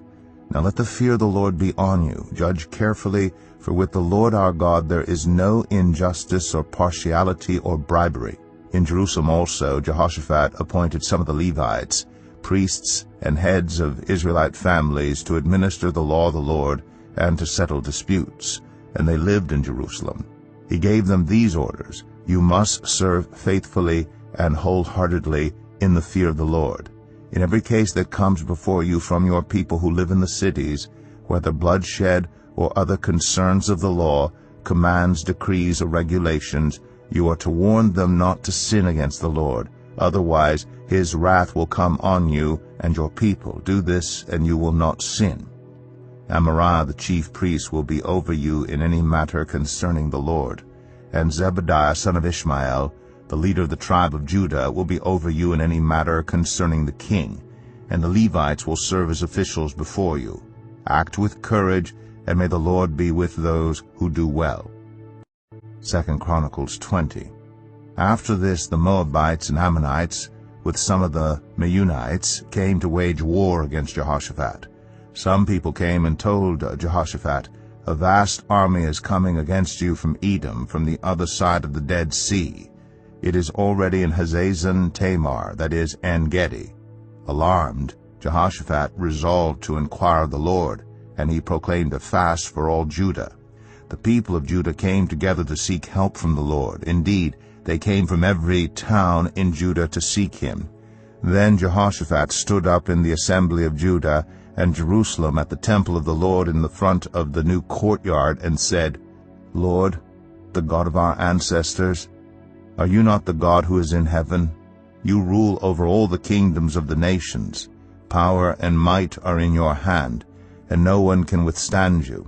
Our God, did you not drive out the inhabitants of this land before your people Israel, and give it forever to the descendants of Abraham your friend? They have lived in it, and have built in it a sanctuary for your name, saying, If calamity comes upon us, whether the sword of judgment or plague or famine, we will stand in your presence before this temple that bears your name, and will cry out to you in our distress, and you will hear us and save us. But now here are men from Ammon, Moab, and Mount Seir, whose territory you would not allow Israel to invade when they came from Egypt. So they turned away from them and did not destroy them. See how they are repaying us by coming to drive us out of the possession you gave us as an inheritance. Our God, will you not judge them? For we have no power to face this vast army that is attacking us. We do not know what to do, but our eyes are on you." All the men of Judah with their wives and children and little ones stood there before the Lord. Then the Spirit of the Lord came on Jahaziel, son of Zechariah, the son of Benaiah, the son of Jeiel, the son of Mattaniah, a Levite, and descendant of Asaph, as he stood in the assembly. He said, "Listen, King Jehoshaphat, and all who live in Judah and Jerusalem. This is what the Lord says to you. Do not be afraid or discouraged because of this vast army, for the battle is not yours but God's. Tomorrow march down against them. They will be climbing up by the pass of Ziz, and you will find them at the end of the gorge in the desert of Jeruel. You will not have to fight this battle. Take up your positions, stand firm, and see the deliverance the Lord will give you, Judah, and Jerusalem. Do not be afraid, do not be discouraged. Go out to face them tomorrow, and the Lord will be with you." Jehoshaphat bowed down with his face to the ground, and all the people of Judah and Jerusalem fell down in worship before the Lord. Then some Levites from the Kohathites and Korahites stood up and praised the Lord, the God of Israel, with a very loud voice. Early in the morning they left for the desert of Tekoa. As they set out, Jehoshaphat stood and said, "Listen to me, Judah and people of Jerusalem. Have faith in the Lord your God, and you will be upheld. Have faith in his prophets, and you will be successful." After consulting the people, Jehoshaphat appointed men to sing to the Lord, and to praise him for the splendor of his holiness, as they went out at the head of the army, saying, "Give thanks to the Lord, for his love endures forever." As they began to sing and praise, the Lord set ambushes against the men of Ammon and Moab and Mount Seir, who were invading Judah, and they were defeated. The Ammonites and Moabites rose up against the men from Mount Seir to destroy and annihilate them. After they finished slaughtering the men from Seir, they helped to destroy one another. When the men of Judah came to the place that overlooks the desert and looked toward the vast army, they saw only dead bodies lying on the ground. No one had escaped. So Jehoshaphat and his men went to carry off their plunder, and they found among them a great amount of equipment and clothing, and also articles of value, more than they could take away. There was so much plunder that it took 3 days to collect it. On the 4th day they assembled in the valley of Barakah, where they praised the Lord. This is why it is called the valley of Barakah to this day. Then, led by Jehoshaphat, all the men of Judah and Jerusalem returned joyfully to Jerusalem, for the Lord had given them cause to rejoice over their enemies. They entered Jerusalem and went to the temple of the Lord with harps and lyres and trumpets. The fear of God came on all the surrounding kingdoms when they heard how the Lord had fought against the enemies of Israel. And the kingdom of Jehoshaphat was at peace, for his God had given him rest on every side. So Jehoshaphat reigned over Judah. He was 35 years old when he became king of Judah, and he reigned in Jerusalem 25 years. His mother's name was Azubah, daughter of Shilhi. He followed the ways of his father Asa and did not stray from them. He did what was right in the eyes of the Lord. The high places, however, were not removed, and the people still had not set their hearts on the God of their ancestors. The other events of Jehoshaphat's reign, from beginning to end, are written in the annals of Jehu, son of Hanani, which are recorded in the book of the kings of Israel. Later, Jehoshaphat, king of Judah, made an alliance with Ahaziah, king of Israel, whose ways were wicked. He agreed with him to construct a fleet of trading ships. After these were built in Ezion-Geber, Eleazar, son of Dodavahu of Mareshah, prophesied against Jehoshaphat, saying, "Because you have made an alliance with Ahaziah, the Lord will destroy what you have made." The ships were wrecked and were not able to set sail to trade. 2 Chronicles 21. Then Jehoshaphat rested with his ancestors and was buried with them in the city of David, and Jehoram his son succeeded him as king. Jehoram's brothers, the sons of Jehoshaphat, were Azariah, Jehiel, Zechariah, Azariah, Michael, and Shephatiah. All these were sons of Jehoshaphat, king of Israel. Their father had given them many gifts of silver and gold and articles of value, as well as fortified cities in Judah. But he had given the kingdom to Jehoram because he was his firstborn son. When Jehoram established himself firmly over his father's kingdom, he put all his brothers to the sword along with some of the officials of Israel. Jehoram was 32 years old when he became king, and he reigned in Jerusalem 8 years. He followed the ways of the kings of Israel, as the house of Ahab had done, for he married a daughter of Ahab. He did evil in the eyes of the Lord. Nevertheless, because of the covenant the Lord had made with David, the Lord was not willing to destroy the house of David. He had promised to maintain a lamp for him and his descendants forever. In the time of Jehoram, Edom rebelled against Judah and set up its own king. So Jehoram went there with his officers and all his chariots. The Edomites surrounded him and his chariot commanders, but he rose up and broke through by night. To this day Edom has been in rebellion against Judah. Libnah revolted at the same time because Jehoram had forsaken the Lord, the God of his ancestors. He had also built high places on the hills of Judah, and had caused the people of Jerusalem to prostitute themselves, and had led Judah astray. Jehoram received a letter from Elijah the prophet, which said, "This is what the Lord, the God of your father David, says.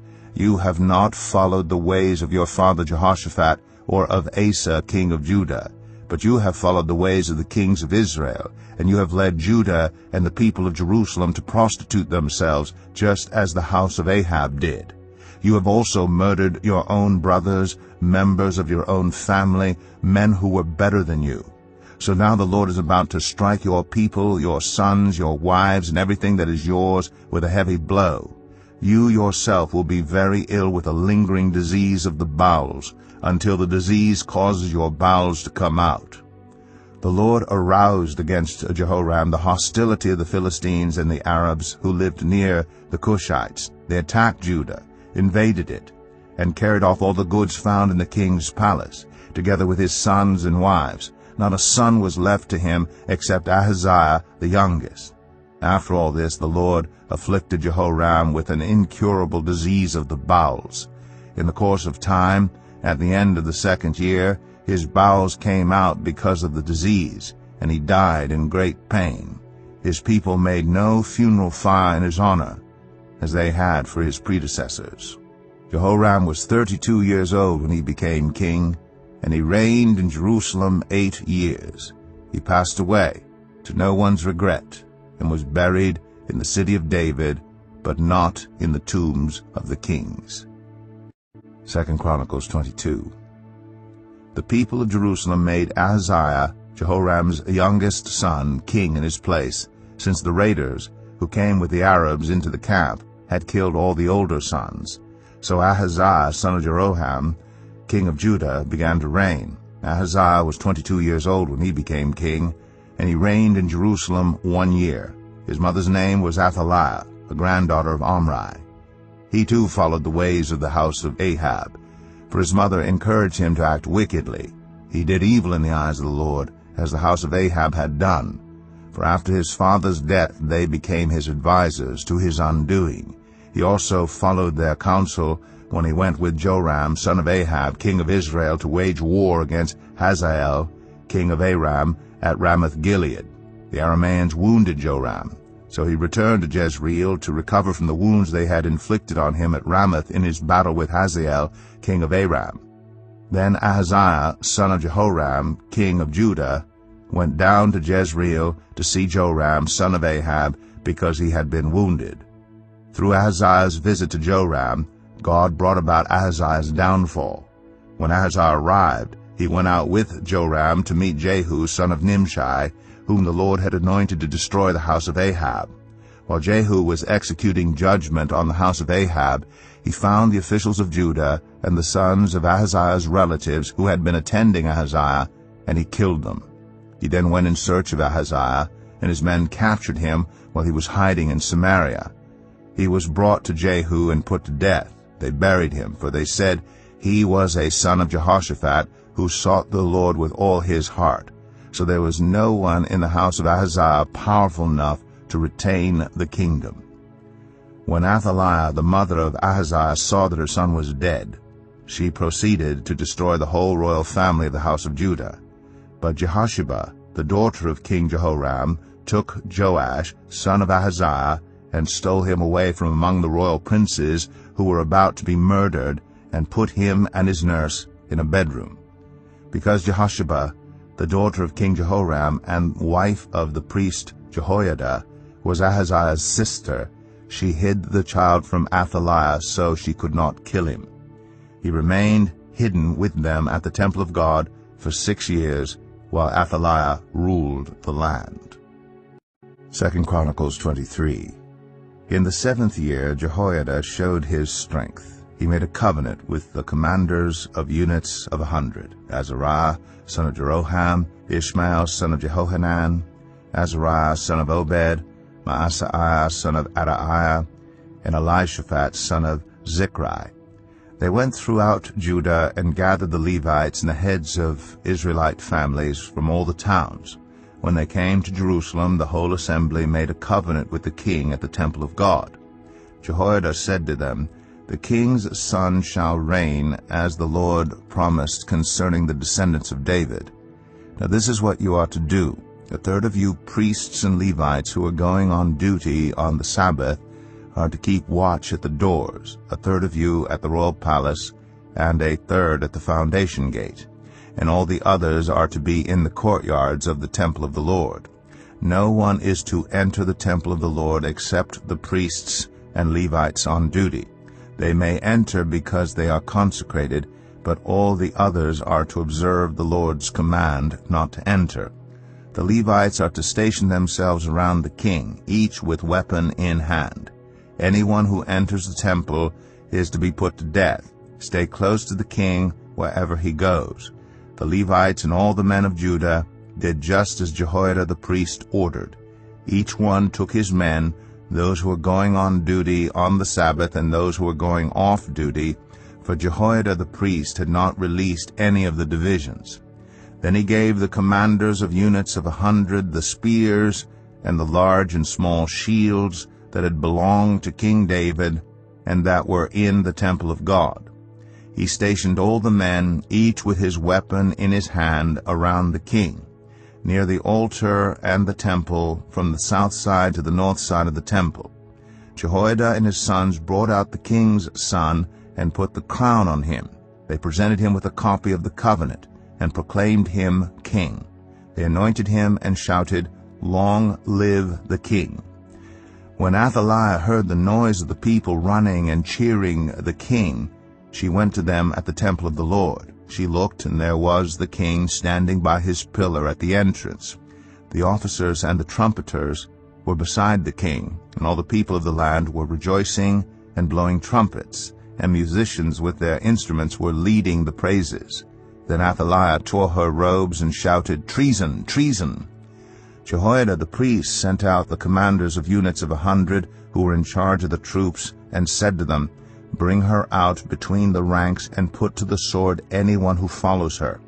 For the priest had said, "Do not put her to death at the temple of the Lord." So they seized her as she reached the entrance of the horse gate on the palace grounds, and there they put her to death. Jehoiada then made a covenant that he, the people and the king, would be the Lord's people. All the people went to the temple of Baal and tore it down. They smashed the altars and idols and killed Matan, the priest of Baal, in front of the altars. Then Jehoiada placed the oversight of the temple of the Lord in the hands of the Levitical priests, to whom David had made assignments in the temple, to present the burnt offerings of the Lord as written in the law of Moses, with rejoicing and singing as David had ordered. He also stationed gatekeepers at the gates of the Lord's temple, so that no one who was in any way unclean might enter. He took with him the commanders of hundreds, the nobles, the rulers of the people, and all the people of the land, and brought the king down from the temple of the Lord. They went into the palace through the upper gate, and seated the king on the royal throne. All the people of the land rejoiced, and the city was calm, because Athaliah had been slain with the sword. 2 Chronicles 24. Joash was 7 years old when he became king, and he reigned in Jerusalem 40 years. His mother's name was Zibiah. She was from Beersheba. Joash did what was right in the eyes of the Lord all the years of Jehoiada the priest. Jehoiada chose 2 wives for him, and he had sons and daughters. Some time later, Joash decided to restore the temple of the Lord. He called together the priests and Levites and said to them, "Go to the towns of Judah and collect the money due annually from all Israel to repair the temple of your God. Do it now." But the Levites did not act at once. Therefore the king summoned Jehoiada the chief priest and said to him, "Why haven't you required the Levites to bring in from Judah and Jerusalem the tax imposed by Moses, a servant of the Lord, and by the assembly of Israel for the tent of the covenant law?" Now the sons of that wicked woman Athaliah had broken into the temple of God and had used even its sacred objects for the Baals. At the king's command, a chest was made and placed outside at the gate of the temple of the Lord. A proclamation was then issued in Judah and Jerusalem that they should bring to the Lord the tax that Moses, the servant of God, had required of Israel in the wilderness. All the officials and all the people brought their contributions gladly. dropping them into the chest until it was full. Whenever the chest was brought in by the Levites to the king's officials, and they saw that there was a large amount of money, the royal secretary and the officer of the chief priest would come and empty the chest and carry it back to its place. They did this regularly and collected a great amount of money. The king and Jehoiada gave it to those who carried out the work required for the temple of the Lord. They hired masons and carpenters to restore the Lord's temple, and also workers in iron and bronze to repair the temple. The men in charge of the work were diligent, and the repairs progressed under them. They rebuilt the temple of God according to its original design and reinforced it. When they had finished, they brought the rest of the money to the king and Jehoiada, and with it were made articles for the Lord's temple, articles for the service and for the burnt offerings, and also dishes and other objects of gold and silver. As long as Jehoiada lived, burnt offerings were presented continually in the temple of the Lord. Now Jehoiada was old and full of years, and he died at the age of 130. He was buried with the kings in the city of David because of the good he had done in Israel for God and his temple. After the death of Jehoiada, the officials of Judah came and paid homage to the king, and he listened to them. They abandoned the temple of the Lord, the God of their ancestors, and worshipped Asherah poles and idols. Because of their guilt, God's anger came on Judah and Jerusalem, although the Lord sent prophets to the people to bring them back to him, and though they testified against them, they would not listen. Then the Spirit of God came on Zechariah, son of Jehoiada the priest. He stood before the people and said, "This is what God says. Why do you disobey the Lord's commands? You will not prosper. Because you have forsaken the Lord, he has forsaken you." But they plotted against him, and by order of the king they stoned him to death in the courtyard of the Lord's temple. King Joash did not remember the kindness Zechariah's father Jehoiada had shown him, but killed his son, who said as he lay dying, "May the Lord see this and call you to account." At the turn of the year, the army of Aram marched against Joash. It invaded Judah and Jerusalem and killed all the leaders of the people. They sent all the plunder to their king in Damascus. Although the Aramean army had come with only a few men, the Lord delivered into their hands a much larger army. Because Judah had forsaken the Lord, the God of their ancestors, judgment was executed on Joash. When the Arameans withdrew, they left Joash severely wounded. His officials conspired against him for murdering the son of Jehoiada the priest, and they killed him in his bed. So he died and was buried in the city of David, but not in the tombs of the kings. Those who conspired against him were Zabad, son of Shimeath, an Ammonite woman, and Jehozabad, son of Shimrith, a Moabite woman.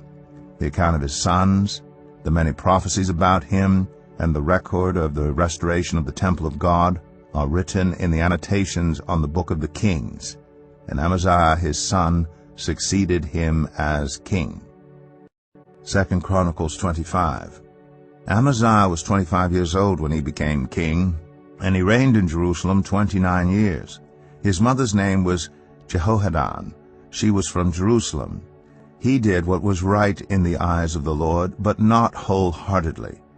After the kingdom was firmly in his control, he executed the officials who had murdered his father the king. Yet he did not put their children to death, but acted in accordance with what is written in the law, in the book of Moses, where the Lord commanded, "Parents shall not be put to death for their children, nor children be put to death for their parents. Each will die for their own sin." Amaziah called the people of Judah together and assigned them according to their families to commanders of thousands and commanders of hundreds for all Judah and Benjamin.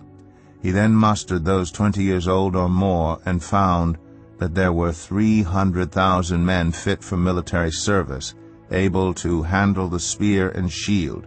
He also hired 100,000 fighting men from Israel for 100 talents of silver. But a man of God came to him and said, "Your Majesty, these troops from Israel must not march with you, for the Lord is not with Israel, not with any of the people of Ephraim. Even if you go and fight courageously in battle, God will overthrow you before the enemy, for God has the power to help or to overthrow." Amaziah asked the man of God, "But what about the 100 talents I paid for these Israelite troops?"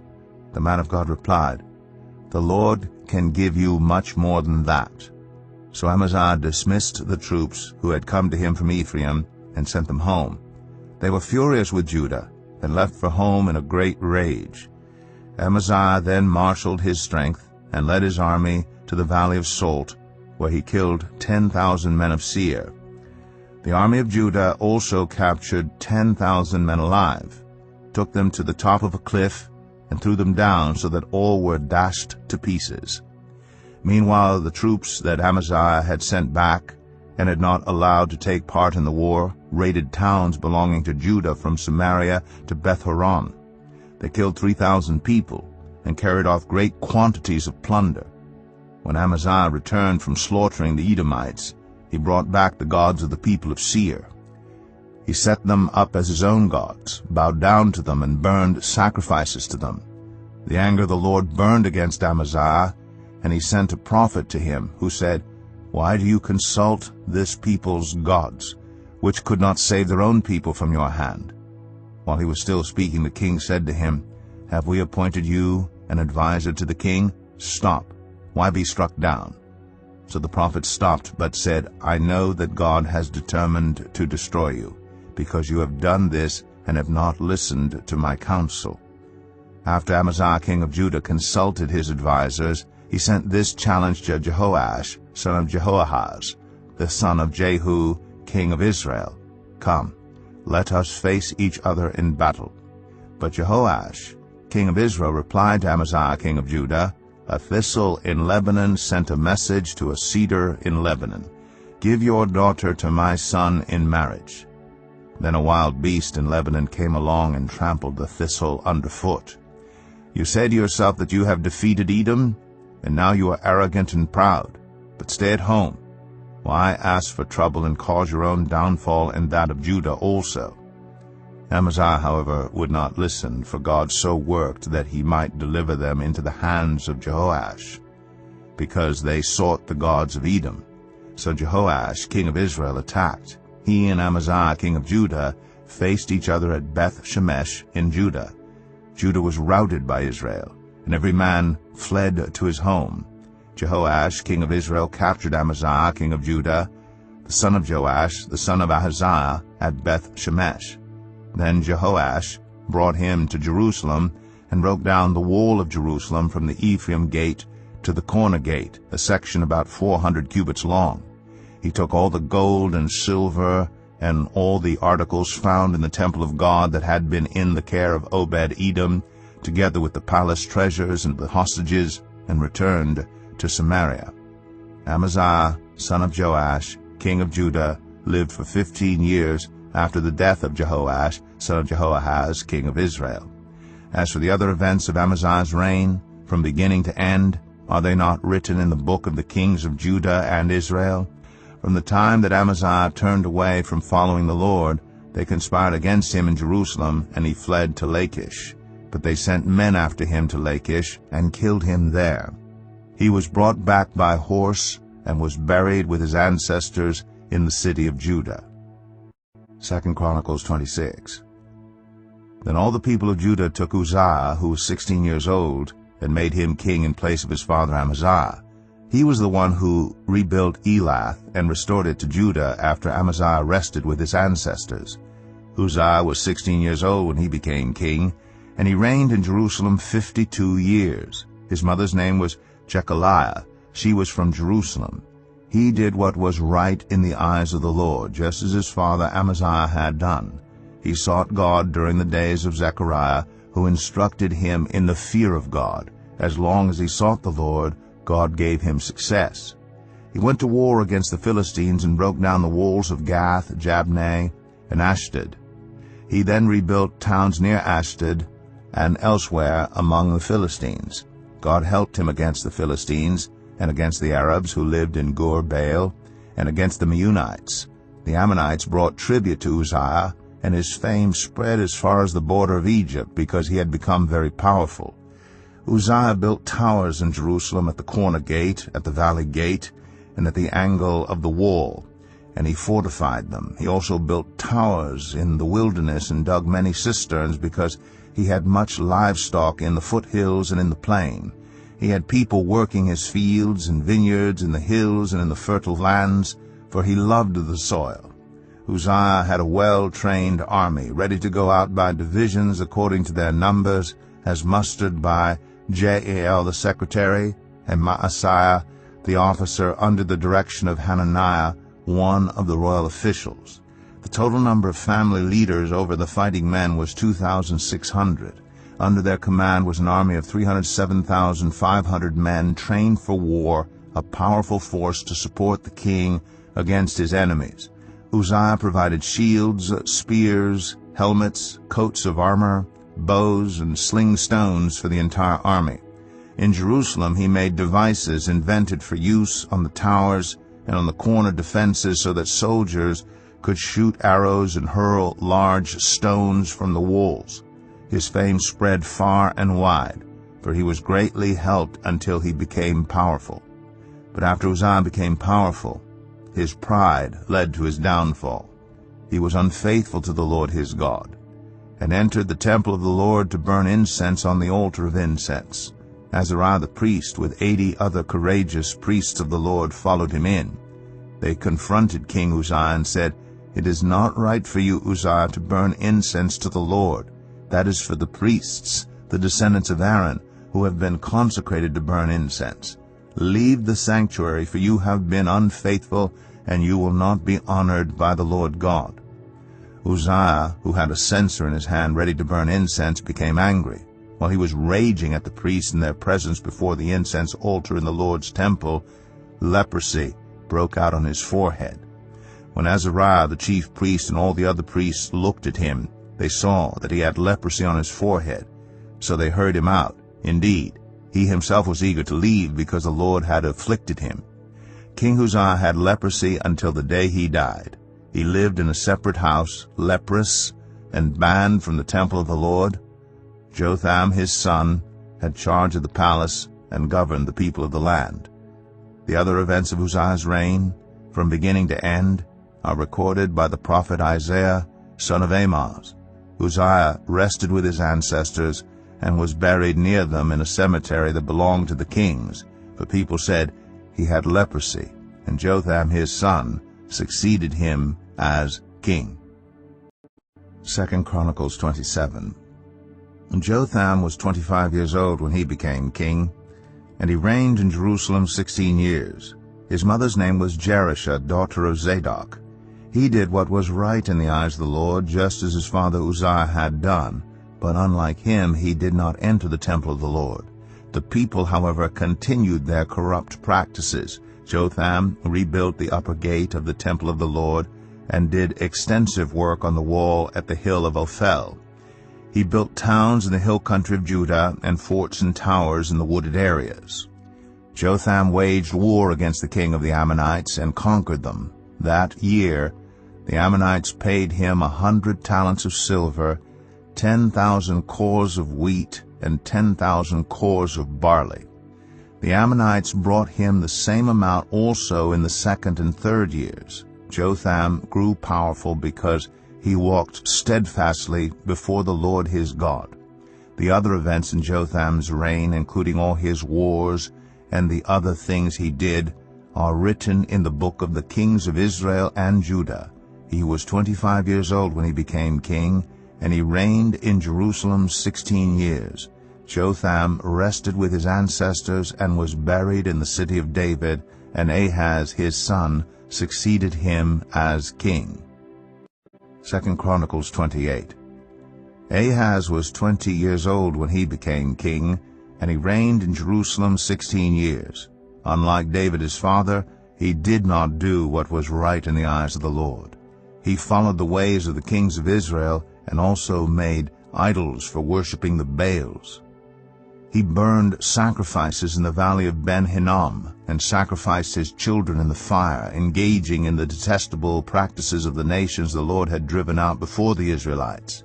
He offered sacrifices and burned incense at the high places, on the hilltops, and under every spreading tree. Therefore the Lord his God delivered him into the hands of the king of Aram.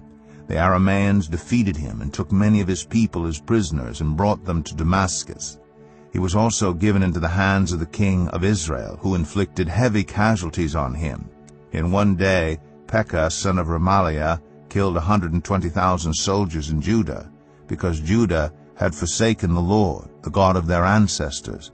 Zichri, an Ephraimite warrior, killed Maaseiah, the king's son, Azrikam, the officer in charge of the palace, and Elkanah, second to the king. The men of Israel took captive from their fellow Israelites who were from Judah 200,000 wives, sons, and daughters. They also took a great deal of plunder, which they carried back to Samaria. But a prophet of the Lord named Oded was there, and he went out to meet the army when it returned to Samaria. He said to them, "Because the Lord, the God of your ancestors, was angry with Judah, he gave them into your hand. But you have slaughtered them in a rage that reaches to heaven. And now you intend to make the men and women of Judah and Jerusalem your slaves. But aren't you also guilty of sins against the Lord your God? Now listen to me. Send back your fellow Israelites you have taken as prisoners, for the Lord's fierce anger rests on you."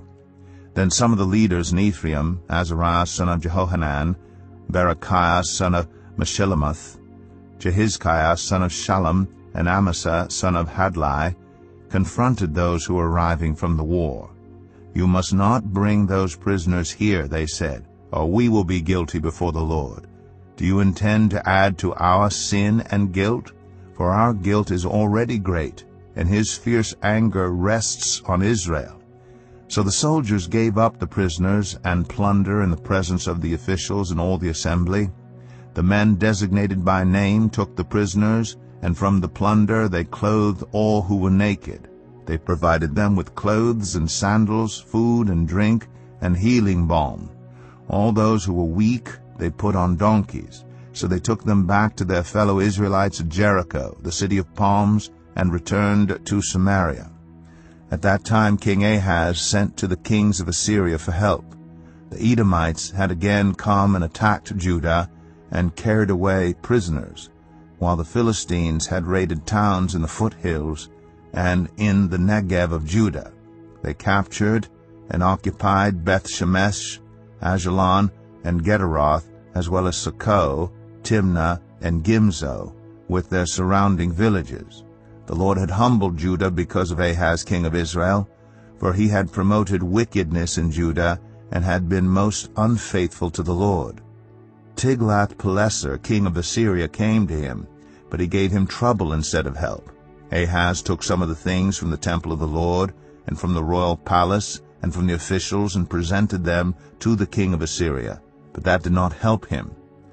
In his time of trouble, King Ahaz became even more unfaithful to the Lord. He offered sacrifices to the gods of Damascus, who had defeated him, for he thought, "Since the gods of the kings of Aram have helped to them, I will sacrifice to them, so they will help me." But they were his downfall, and the downfall of all Israel. Ahaz gathered together the furnishings from the temple of God, and cut them in pieces. He shut the doors of the Lord's temple, and set up altars at every street corner in Jerusalem. In every town in Judah he built high places to burn sacrifices to other gods, and aroused the anger of the Lord, the God of his ancestors. The other events of his reign, and all his ways from beginning to end, are written in the book of the kings of Judah and Israel. Ahaz rested with his ancestors, and was buried in the city of Jerusalem. But he was not placed in the tombs of the kings of Israel. And Hezekiah his son succeeded him as king. 2 Chronicles 29. Hezekiah was 25 years old when he became king, and he reigned in Jerusalem 29 years. His mother's name was Abijah, daughter of Zechariah. He did what was right in the eyes of the Lord, just as his father David had done. In the first month of the first year of his reign, he opened the doors of the temple of the Lord and repaired them. He brought in the priests and the Levites, assembled them in the square on the east side, and said, "Listen to me, Levites. Consecrate yourselves now, and consecrate the temple of the Lord, the God of your ancestors. Remove all defilement from the sanctuary. Our parents were unfaithful. They did evil in the eyes of the Lord our God and forsook him. They turned their faces away from the Lord's dwelling place and turned their backs on him. They also shut the doors of the portico and put out the lamps. They did not burn incense or present any burnt offerings at the sanctuary to the God of Israel. Therefore the anger of the Lord has fallen on Judah and Jerusalem.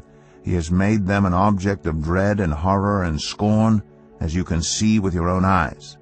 This is why our fathers have fallen by the sword, and why our sons and daughters and our wives are in captivity. Now I intend to make a covenant with the Lord, the God of Israel, so that his fierce anger will turn away from us. My sons, do not be negligent now, for the Lord has chosen you to stand before him and serve him, to minister before him and to burn incense. Then these Levites set to work from the Kohathites, Mahath son of Amasai, and Joel son of Azariah. From the Merarites, Kish son of Abdi, and Azariah son of Jehalalel. From the Gershonites, Joah son of Zimmah, and Eden son of Joah. From the descendants of Elizaphan, Shimri, and Jeiel. From the descendants of Asaph, Zechariah, and Mattaniah. From the descendants of Heman, Jehiel, and Shimei. From the descendants of Jeduthun, Shemaiah, and Uzziel. When they had assembled their fellow Levites and consecrated themselves, they went in to purify the temple of the Lord, as the king had ordered, following the word of the Lord. The priests went into the sanctuary of the Lord to purify it. They brought out to the courtyard of the Lord's temple everything unclean that they found in the temple of the Lord. The Levites took it and carried it out to the Kidron Valley. They began the consecration on the 1st day of the 1st month, and by the 8th day of the month they reached the portico of the Lord. For 8 more days they consecrated the temple of the Lord itself, finishing on the 16th day of the 1st month. Then they went in to King Hezekiah and reported, "We have purified the entire temple of the Lord, the altar of burnt offering with all its utensils, and the table for setting out the consecrated bread with all its articles. We have prepared and consecrated all the articles that King Ahaz removed in his unfaithfulness while he was king. They are now in front of the Lord's altar." Early the next morning, King Hezekiah gathered the city officials together and went up to the temple of the Lord. They brought 7 bulls, 7 rams, 7 male lambs, and 7 male goats as a sin offering for the kingdom, for the sanctuary, and for Judah. The king commanded the priests, the descendants of Aaron, to offer these on the altar of the Lord. So they slaughtered the bulls, and the priest took the blood and splashed it against the altar. Next they slaughtered the rams, and splashed their blood against the altar. Then they slaughtered the lambs and splashed their blood against the altar. The goats, for the sin offering, were brought before the king and the assembly, and they laid their hands on them. The priests then slaughtered the goats and presented their blood on the altar for a sin offering to atone for all Israel, because the king had ordered the burnt offering and the sin offering for all Israel. He stationed the Levites in the temple of the Lord with cymbals, harps, and lyres, in the way prescribed by David and Gad the king's seer and Nathan the prophet. This was commanded by the Lord through his prophets. So the Levites stood ready with David's instruments, and the priests with their trumpets. Hezekiah gave the order to sacrifice the burnt offering on the altar. As the offering began, singing to the Lord began also, accompanied by trumpets and the instruments of David, king of Israel. The whole assembly bowed in worship, while the musicians played and the trumpets sounded. All this continued until the sacrifice of the burnt offering was completed. When the offerings were finished, the king and everyone present with him knelt down and worshipped. King Hezekiah and his officials ordered the Levites to praise the Lord with the words of David and of Asaph the seer. So they sang praises with gladness and bowed down and worshipped. Then Hezekiah said, "You have now dedicated yourselves to the Lord. Come and bring sacrifices and thank offerings to the temple of the Lord." So the assembly brought sacrifices and thank offerings, and all whose hearts were willing brought burnt offerings. The number of burnt offerings the assembly brought was 70 bulls, 100 rams, and 200 male lambs, all of them for burnt offerings to the Lord. The animals consecrated as sacrifices amounted to 600 bulls and 3,000 sheep and goats. The priests, however, were too few to skin all the burnt offerings, so their relatives, the Levites, helped them until the task was finished and until other priests had been consecrated, for the Levites had been more conscientious in consecrating themselves than the priests had been. There were burnt offerings in abundance, together with the fat of the fellowship offerings and the drink offerings that accompanied the burnt offerings. So the service of the temple of the Lord was re-established. Hezekiah and all the people rejoiced at what God had brought about for his people, because it was done so quickly. 2 Chronicles 30. Hezekiah sent word to all Israel and Judah, and also wrote letters to Ephraim and Manasseh, inviting them to come to the temple of the Lord in Jerusalem and celebrate the Passover to the Lord, the God of Israel. The king and his officials and the whole assembly in Jerusalem decided to celebrate the Passover in the 2nd month. They had not been able to celebrate it at the regular time because not enough priests had consecrated themselves and the people had not assembled in Jerusalem. The plan seemed right both to the king and to the whole assembly. They decided to send a proclamation throughout Israel from Beersheba to Dan, calling the people to come to Jerusalem and celebrate the Passover to the Lord, the God of Israel. It had not been celebrated in large numbers according to what was written.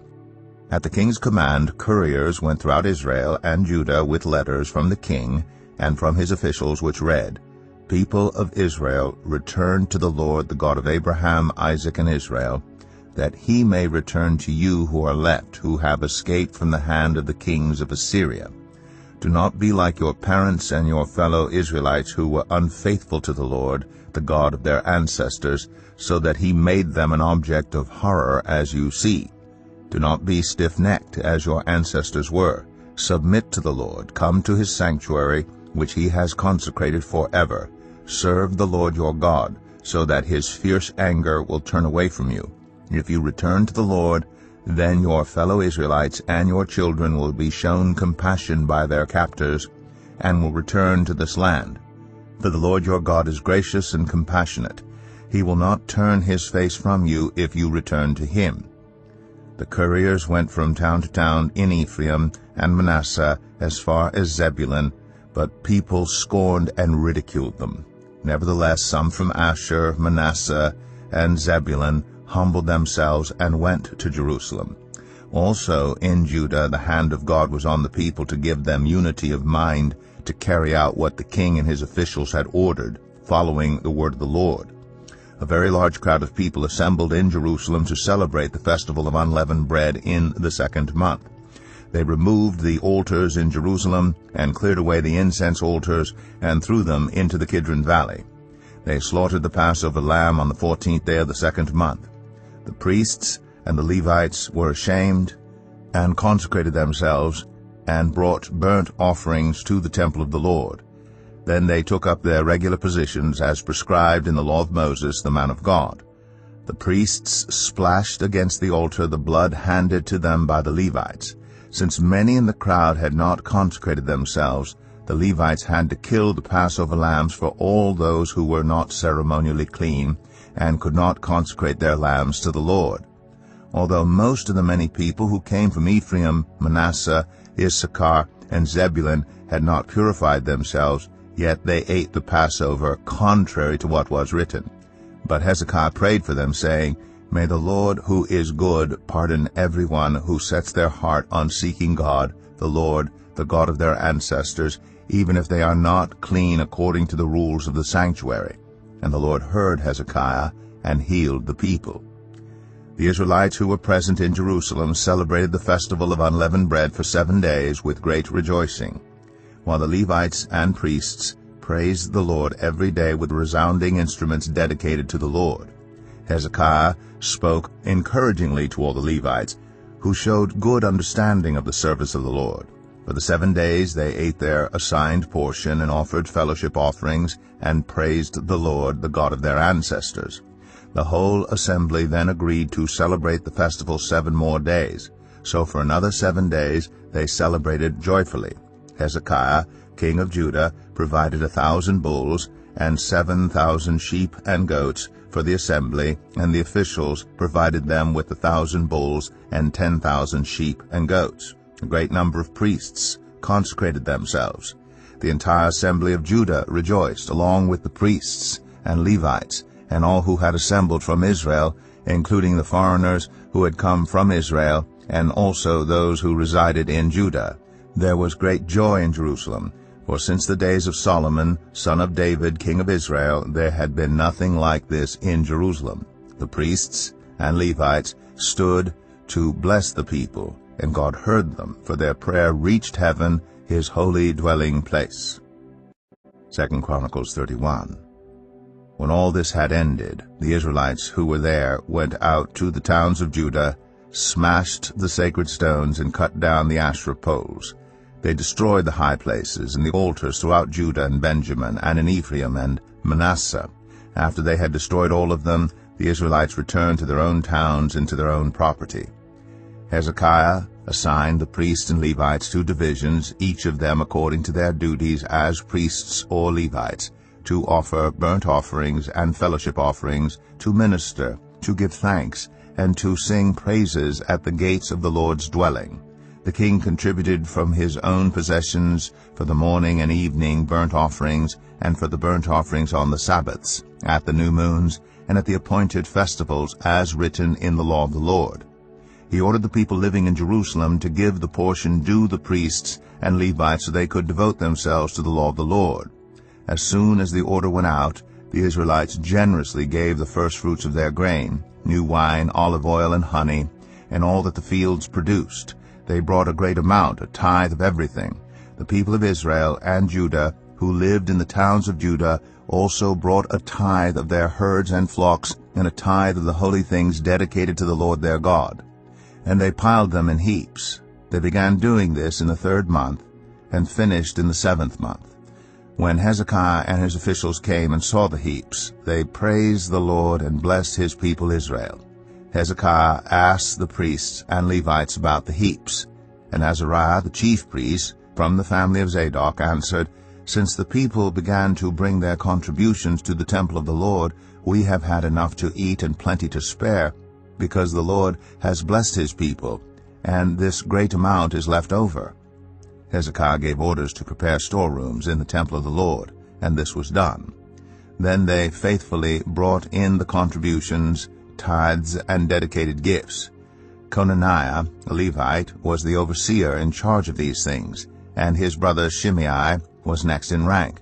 Jehiel, Azaziah, Nahath, Asahel, Jeremoth, Jozabad, Eliel, Ismachiah, Mahath, and Benaiah were assistants of Conaniah, and Shimei, his brother. All these served by appointment of King Hezekiah, and Azariah, the official in charge of the temple of God. Kor, son of Imnah, the Levite, keeper of the east gate, was in charge of the freewill offerings given to God, distributing the contributions made to the Lord and also the consecrated gifts. Eden, Meniamin, Jeshua, Shemaiah, Amariah, and Shechaniah assisted him faithfully in the towns of the priests, distributing to their fellow priests according to their divisions, old and young alike. In addition, they distributed to the males 3 years old or more, whose names were in the genealogical records, all who would enter the temple of the Lord to perform the daily duties of their various tasks, according to their responsibilities and their divisions. And they distributed to the priests enrolled by their families in the genealogical records, and likewise to the Levites 20 years old or more, according to their responsibilities and their divisions. They included all the little ones, the wives, and the sons and daughters of the whole community listed in these genealogical records, for they were faithful in consecrating themselves. As for the priests, the descendants of Aaron, who lived on the farmlands around their towns or in any other towns, men were designated by name to distribute portions to every male among them and to all who were recorded in the genealogies of the Levites.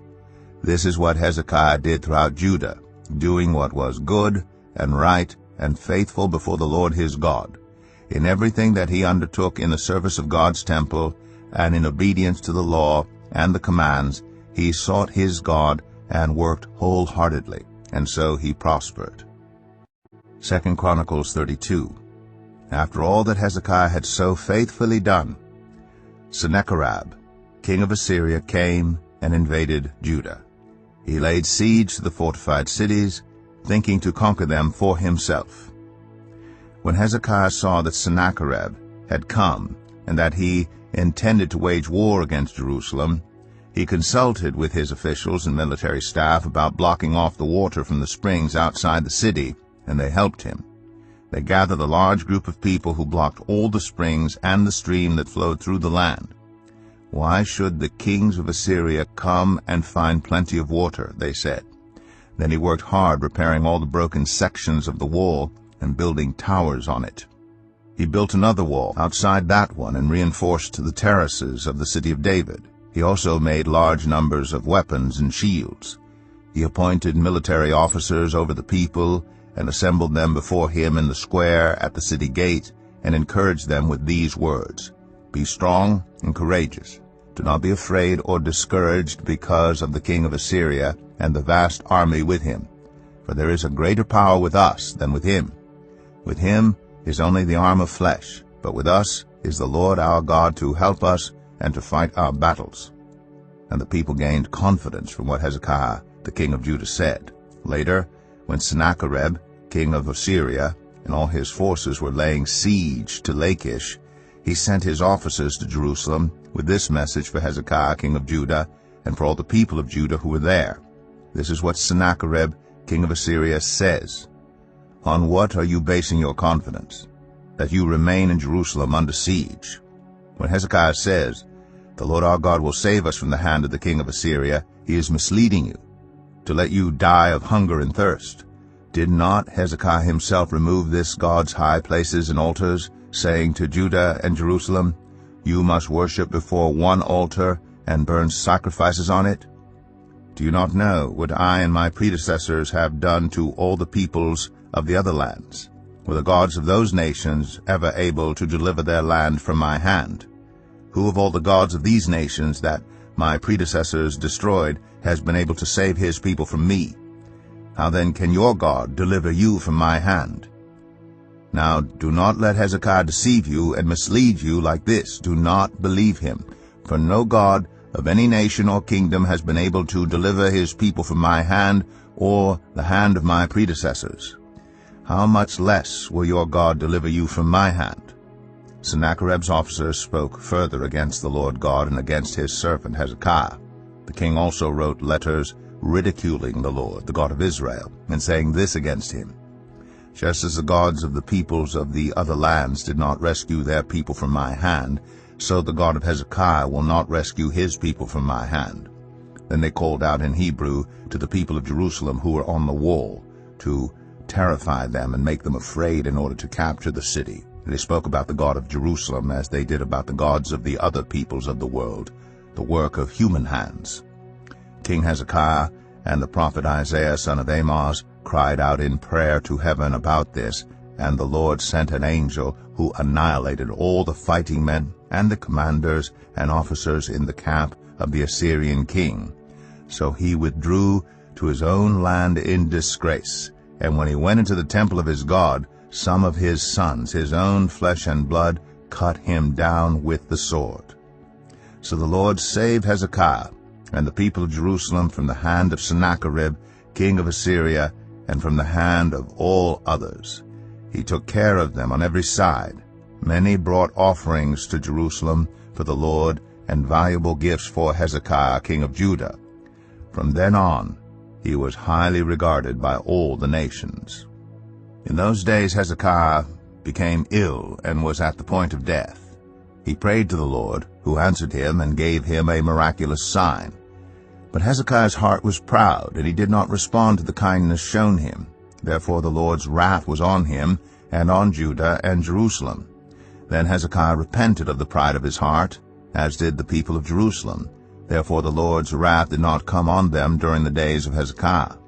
Hezekiah had very great wealth and honor, and he made treasuries for his silver and gold, and for his precious stones, spices, shields, and all kinds of valuables. He also made buildings to store the harvest of grain, new wine, and olive oil. And he made stalls for various kinds of cattle, and pens for the flocks. He built villages and acquired great numbers of flocks and herds, for God had given him very great riches. It was Hezekiah who blocked the upper outlet of the Gihon spring, and channeled the water down to the west side of the city of David. He succeeded in everything he undertook. But when envoys were sent by the rulers of Babylon to ask him about the miraculous sign that had occurred in the land, God left him to test him and to know everything that was in his heart. The other events of Hezekiah's reign and his acts of devotion are written in the vision of the prophet Isaiah son of Amoz in the book of the kings of Judah and Israel. Hezekiah rested with his ancestors and was buried on the hill where the tombs of David's descendants are. All Judah and the people of Jerusalem honored him when he died, and Manasseh his son succeeded him as king. 2 Chronicles 33. Manasseh was 12 years old when he became king, and he reigned in Jerusalem 55 years. He did evil in the eyes of the Lord, following the detestable practices of the nations the Lord had driven out before the Israelites. He rebuilt the high places his father Hezekiah had demolished. He also erected altars to the Baals and made Asherah poles. He bowed down to all the starry hosts and worshipped them. He built altars in the temple of the Lord, of which the Lord had said, "My name will remain in Jerusalem forever." In both courts of the temple of the Lord he built altars to all the starry hosts. He sacrificed his children in the fire in the valley of Ben-Hinnom, practiced divination and witchcraft, sought omens, and consulted mediums and spiritists. He did much evil in the eyes of the Lord, arousing his anger. He took the image he had made and put it in God's temple, of which God had said to David and to his son Solomon, "In this temple and in Jerusalem, which I have chosen out of all the tribes of Israel, I will put my name forever. I will not again make the feet of the Israelites leave the land I assigned to your ancestors, if only they will be careful to do everything I commanded them concerning all the laws, decrees, and regulations given through Moses." But Manasseh led Judah and the people of Jerusalem astray, so that they did more evil than the nations the Lord had destroyed before the Israelites. The Lord spoke to Manasseh and his people, but they paid no attention. So the Lord brought against them the army commanders of the king of Assyria, who took Manasseh prisoner, put a hook in his nose, bound him with bronze shackles, and took him to Babylon. In his distress he sought the favor of the Lord his God, and humbled himself greatly before the God of his ancestors. And when he prayed to him, the Lord was moved by his entreaty and listened to his plea. So he brought him back to Jerusalem and to his kingdom. Then Manasseh knew that the Lord is God. Afterward he rebuilt the outer wall of the city of David, west of the Gihon spring in the valley, as far as the entrance of the fish gate, and encircling the hill of Ophel. He also made it much higher. He stationed military commanders in all the fortified cities in Judah. He got rid of the foreign gods and removed the image from the temple of the Lord, as well as all the altars he had built on the temple hill and in Jerusalem, and he threw them out of the city. Then he restored the altar of the Lord and sacrificed fellowship offerings and thank offerings on it, and told Judah to serve the Lord, the God of Israel. The people, however, continued to sacrifice at the high places, but only to the Lord their God. The other events of Manasseh's reign, including his prayer to his God and the words the seers spoke to him in the name of the Lord, the God of Israel, are written in the annals of the kings of Israel.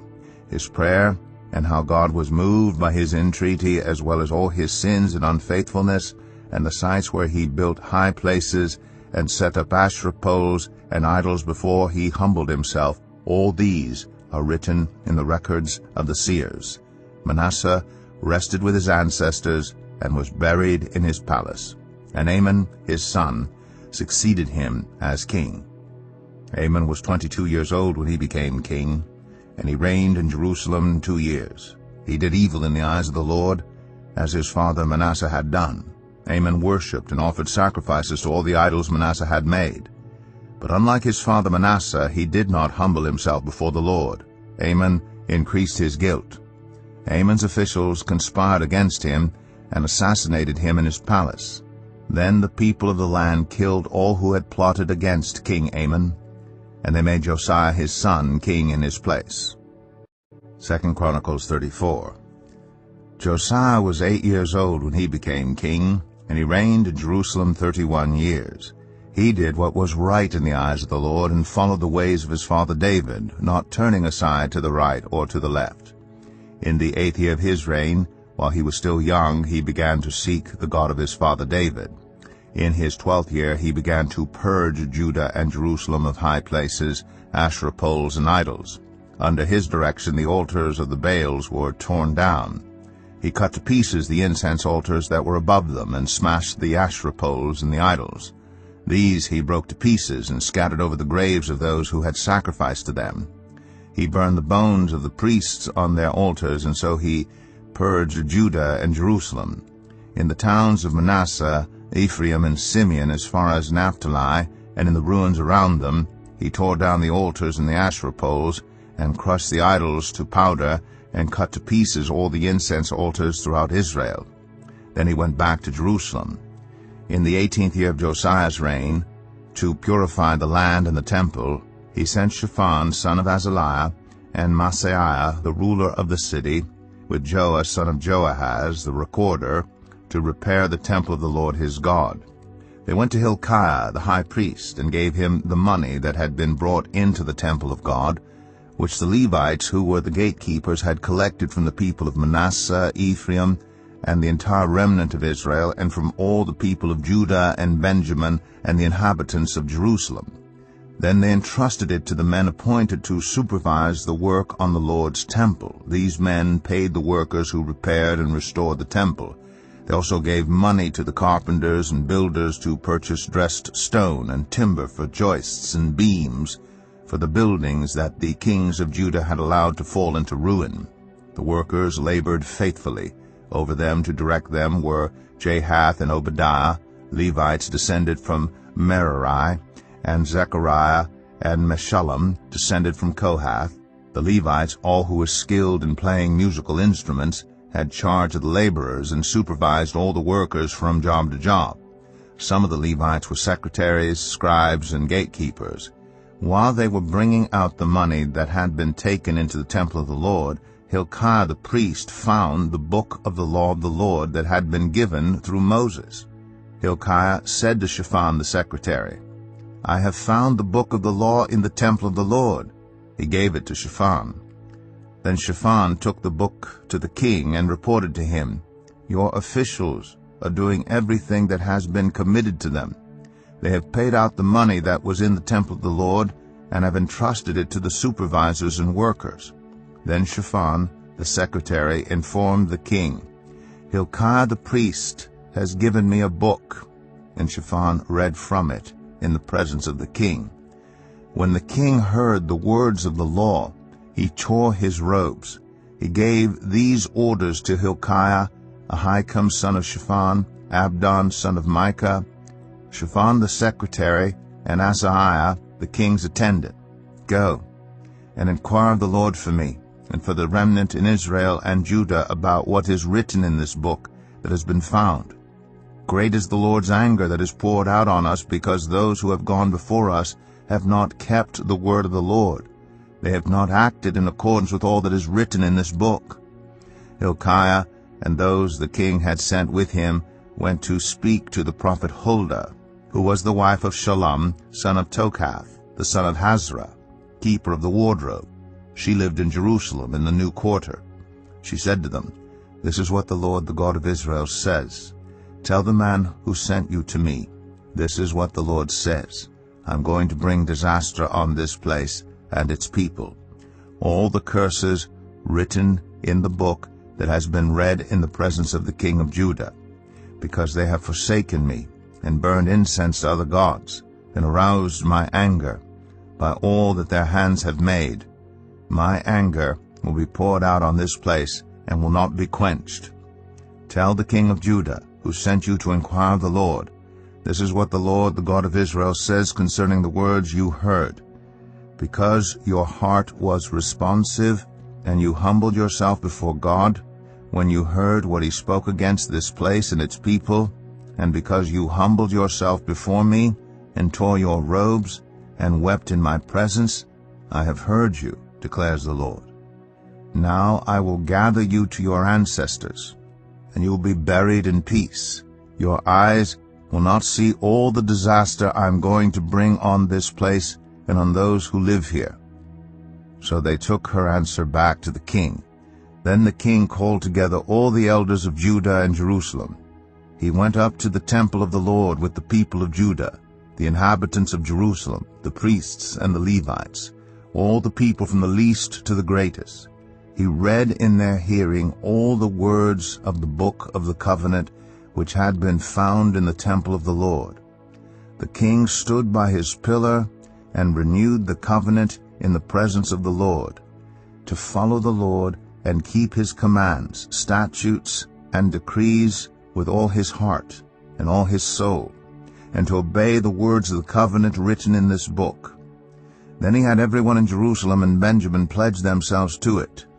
The people of Jerusalem did this in accordance with the covenant of God, the God of their ancestors.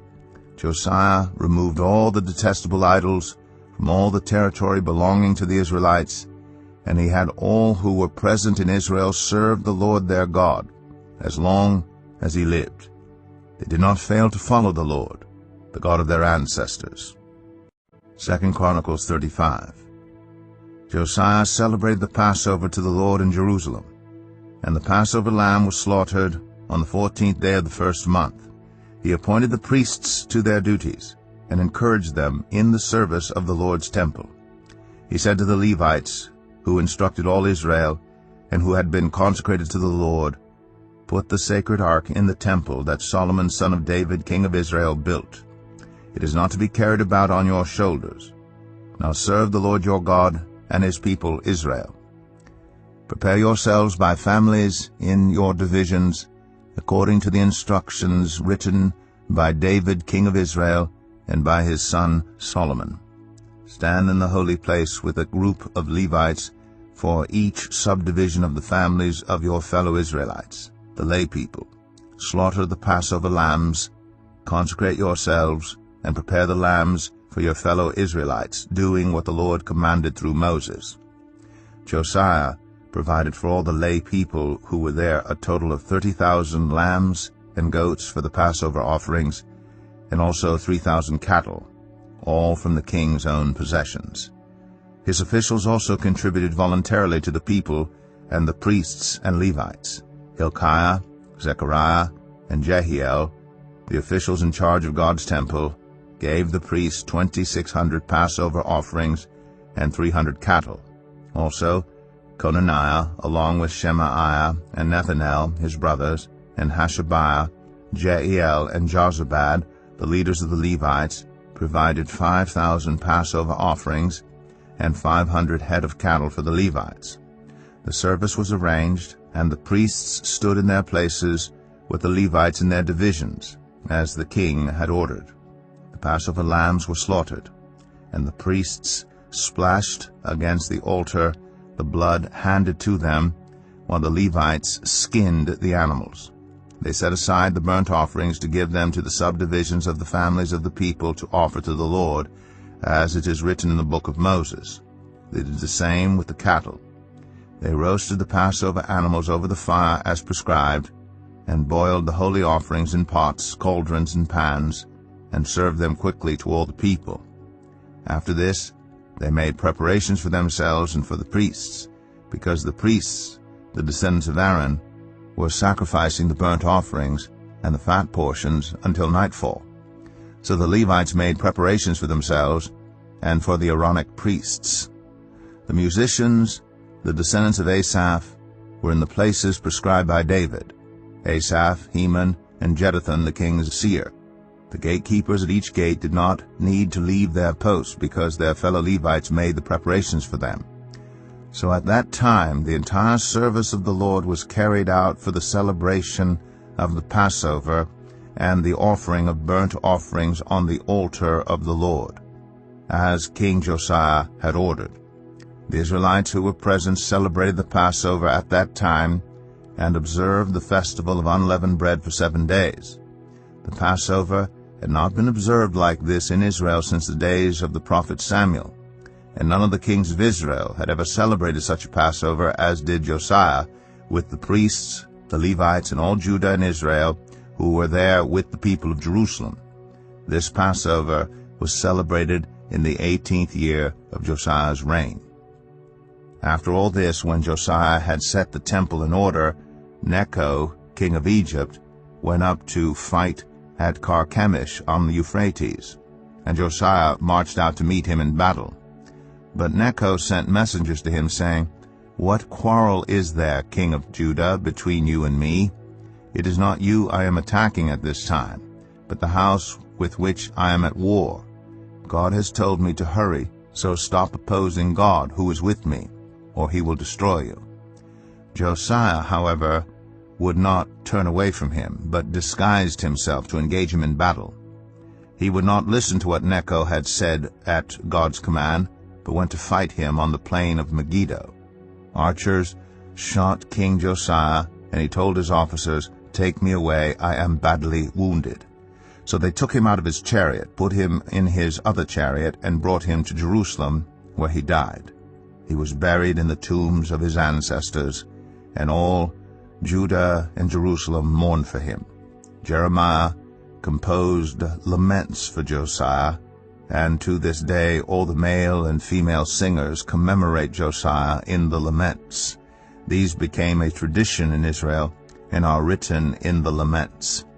The other events of Josiah's reign and his acts of devotion in accordance with what is written in the law of the Lord, all the events from beginning to end, are written in the book of the kings of Israel and Judah. 2 Chronicles 36. And the people of the land took Jehoahaz, son of Josiah, and made him king in Jerusalem in place of his father. Jehoahaz was 23 years old when he became king, and he reigned in Jerusalem 3 months. The king of Egypt dethroned him in Jerusalem and imposed on Judah a levy of 100 talents of silver and a talent of gold. The king of Egypt made Eliakim, a brother of Jehoahaz, king over Judah and Jerusalem, and changed Eliakim's name to Jehoiakim. But Necho took Eliakim's brother Jehoahaz and carried him off to Egypt. Jehoiakim was 25 years old when he became king, and he reigned in Jerusalem 11 years. He did evil in the eyes of the Lord his God.